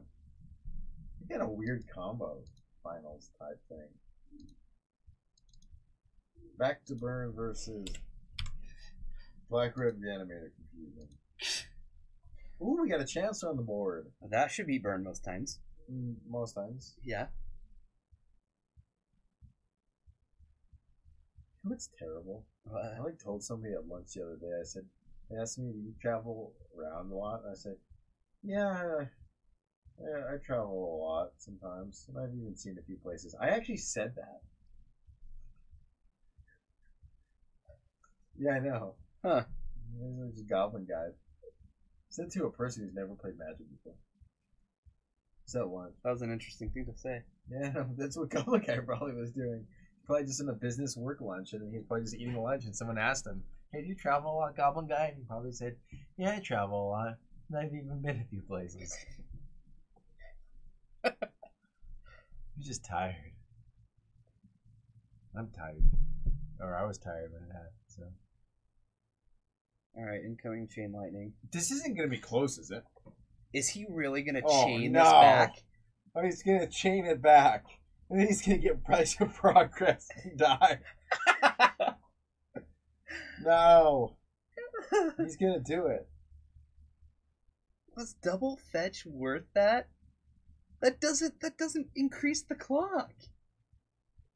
Oh, God, no. No. No. Oh. Did he actually lose? Did he just lose? No. He didn't attack with the Chancellor.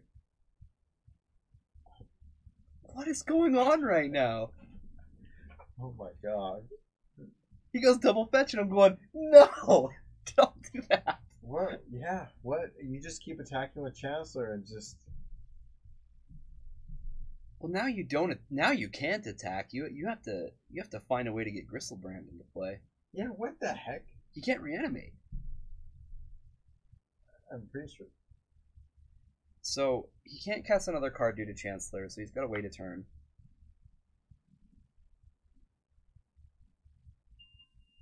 That was like a steel chair moment. Like where your Definitely. opponent just comes in and just like a bystander whacks you with a steel chair. But he like whacked himself with a steel chair. So painful. I just don't understand. Yeah, I'm not sure what's going on either. Does he actually have a Dark Grit to get this Sire Insanity? He does have Dark Vision. He does. I mean, maybe you go for that. Sire would win. Sire here would do it. Yeah.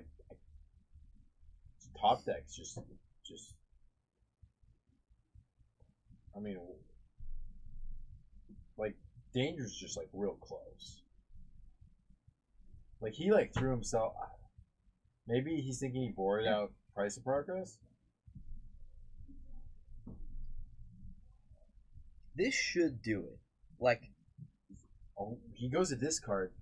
So he had Eidolon, and Vortex. Oh wow! If this is a pop, I'm gonna cry. Okay. Oh, I would have cried. I don't want to cry. I don't like crying. and he had to discard everything. Oh, God, so stop playing the lands. Oh, I guess he has to Sire. Okay. He's got to attack. What is he doing? Why doesn't he attack me? I don't know. This is madness. This is madness. That's Flame Rift. Is that Flame Rift? Nope. No. Nope. He can't cast that. It would get countered. So. Oh my gosh. All right. No. We're just gonna sit here for a while. No. Land. Somebody do something. Why isn't he attacking with He would have just the won the Chancellor. game. Yeah, he would have. Why is he famous? He's got this crap up. I think he discarded 2 lands. Worth it. Why is he attacking? He's gonna flash. He's gonna flash back. Why? Why? Why is he flashing back? Why? Why? Why? Oh, there goes Elishnorn. Okay. It wasn't Flame Rift. It was Sulfuric Vortex.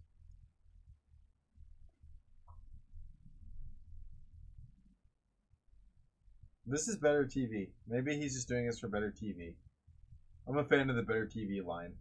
Sometimes you can win the game, or sometimes you can just have better TV. And he's deciding to go better TV.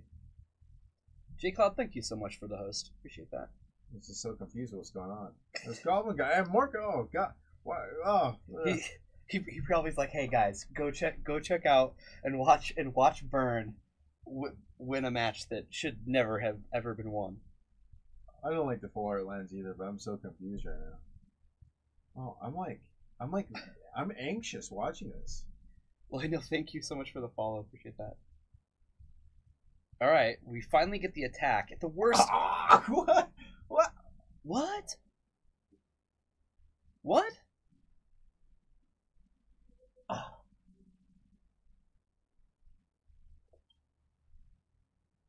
What?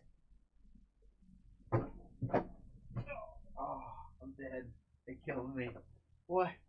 What? What the? What? What?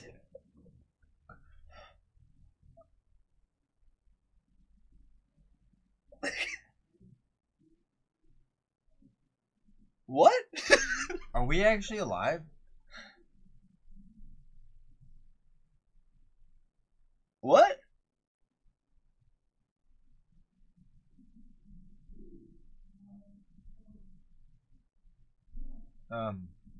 Hey Terry, remember that time where Josh could have won the game like 5 turns in a row and decided not to, and the turn he attacked was the turn he was dead on board? Remember that? That's good times. Yeah. Is there any chance that maybe that Josh was paid off? Maybe there's money on this game.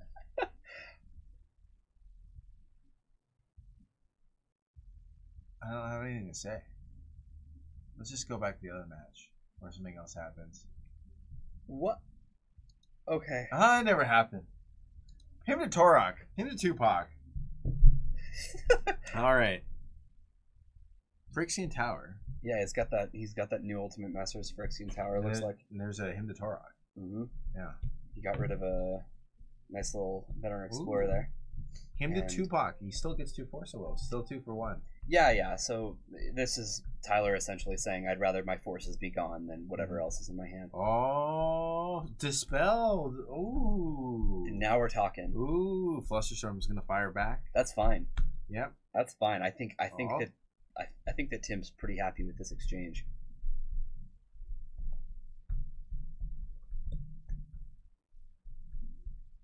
I'll trade 2 cards for your 3.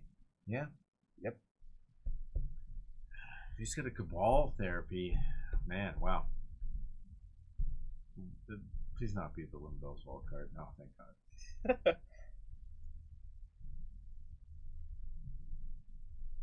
Yeah, it's like the age-old question. You let the him hit you when you've got 2 forces. It just depends. It depends what deck you're playing. In a combo deck, generally, having to force twice is never that good because you lose too many resources. So using the force like that, I think, is proper, especially with the Flusterstorm. Well, the way that this is happening is almost like we're skipping turns 2 and 3. Yeah. Due to all the lands coming into play off the Veteran Explorer. So Force of Will actually is not miserable here in a moment.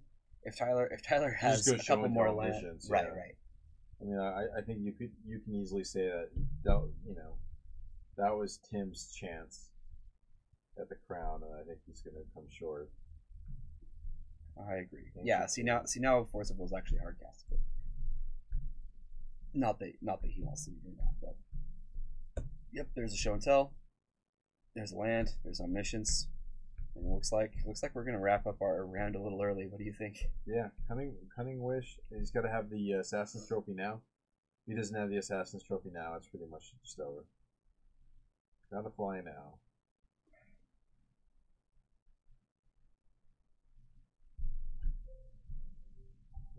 There's nothing in his hand. I don't know what he's waiting for. Yeah, what is he waiting for? It's Assassin's Trophy. That's it. That's the card. I mean, I guess Pyroblast could be a thing. Yeah, Pyroblast would be really good. Yeah, but Well, if you had one of those things, you'd be firing it off right here. You Pyroblast to show and tell. Yeah. He would have Pyroblast the show and tell. That's true. You don't think sneakily getting the Omniscience with your Pyroblast is the way to do it? Would have been cute. Ooh, that's heartbreaking. He had the Force of Will. Yeah. He thought that he was going to win the counter war, so he threw the Dispel in. Yep, that'll do it.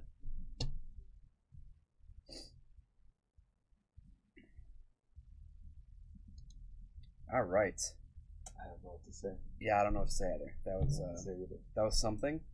For those of you who just joined our stream, go back and watch rounds 1 through 3. They were better. That was a weird round, but yeah. Thanks so much for joining us today. As far as I've been told, I believe we're switching up what we're doing with our second stream again. I don't know. We're trying new things. Yeah. So as far as I know, I believe it's Thursday that we're going to be doing our modern tournaments, not Friday. I don't think we're doing anything on Friday at all anymore. Yeah, I think we're going to take a break from Friday for a little bit. Just because when you guys are playing Friday Night Magic, it's when we're playing Friday Night Magic. And, yeah. So we'll see. Who knows? Yeah. New Year's coming. Yeah. New changes. New year, new me. If you want to watch some modern, definitely tune in on Thursday. I believe we'll be here. And For the love of God, if you have Chancellor of Annex in the board attack of it. Really, though. And then we've got our Heroes League Championship coming up on December 29th. You can see that right under us, right there. And then also, yeah, you are, and I am. I'm playing in that one. So I'm scared. Give me it back. You're playing standard. Yeah. Weird. I'm playing modern. All the legacy players are just not going to play legacy. And then also at the end of the year, we're gonna have our big legacy 1+K, and then Brian's birthday bash. Yeah, Brian's birthday bash. Actually, or is it really Jorgensen's visit? It's Jorgensen's. Why don't we visit. just I'm gonna name it. Rename it Jorgensen's visit. Jorgensen's visiting. So we're gonna have a legacy tournament when Jorgensen comes into town. Yeah. Hey Jorgensen, where are we going to get food, dude? That's the best part about playing Magic is getting food, and you're the guest of honor. So you better figure out some food, dude. You better Google some places, get on that Yelp. But yeah, then we've got a 24-hour stream coming up as well. So right after that tournament, I believe we'll be starting that. So lots and lots of streaming coming from us in the next couple weeks. You know what I want to do during the 24-hour stream? I will commit to it right now. As long as we don't do it on my MTGO account, I'll play some Dread still. Whoa. That's my promise. Yeah, I'll play Dread still. We'll go 1-4. Easy 1-4, no problem. Lose every Miracles match and every fair deck, but we'll do okay. Our Dreadnought will get Fatal Push, it's okay. So, no problem. I'll play Dread still. That's going to be part of my commitment. I never thought that would happen ever. Yeah, to be honest, I'm going to board out my Frixie Dreadnoughts every game. Good decision. Yeah. All right, guys. Thank you so much for joining us, and have a wonderful night.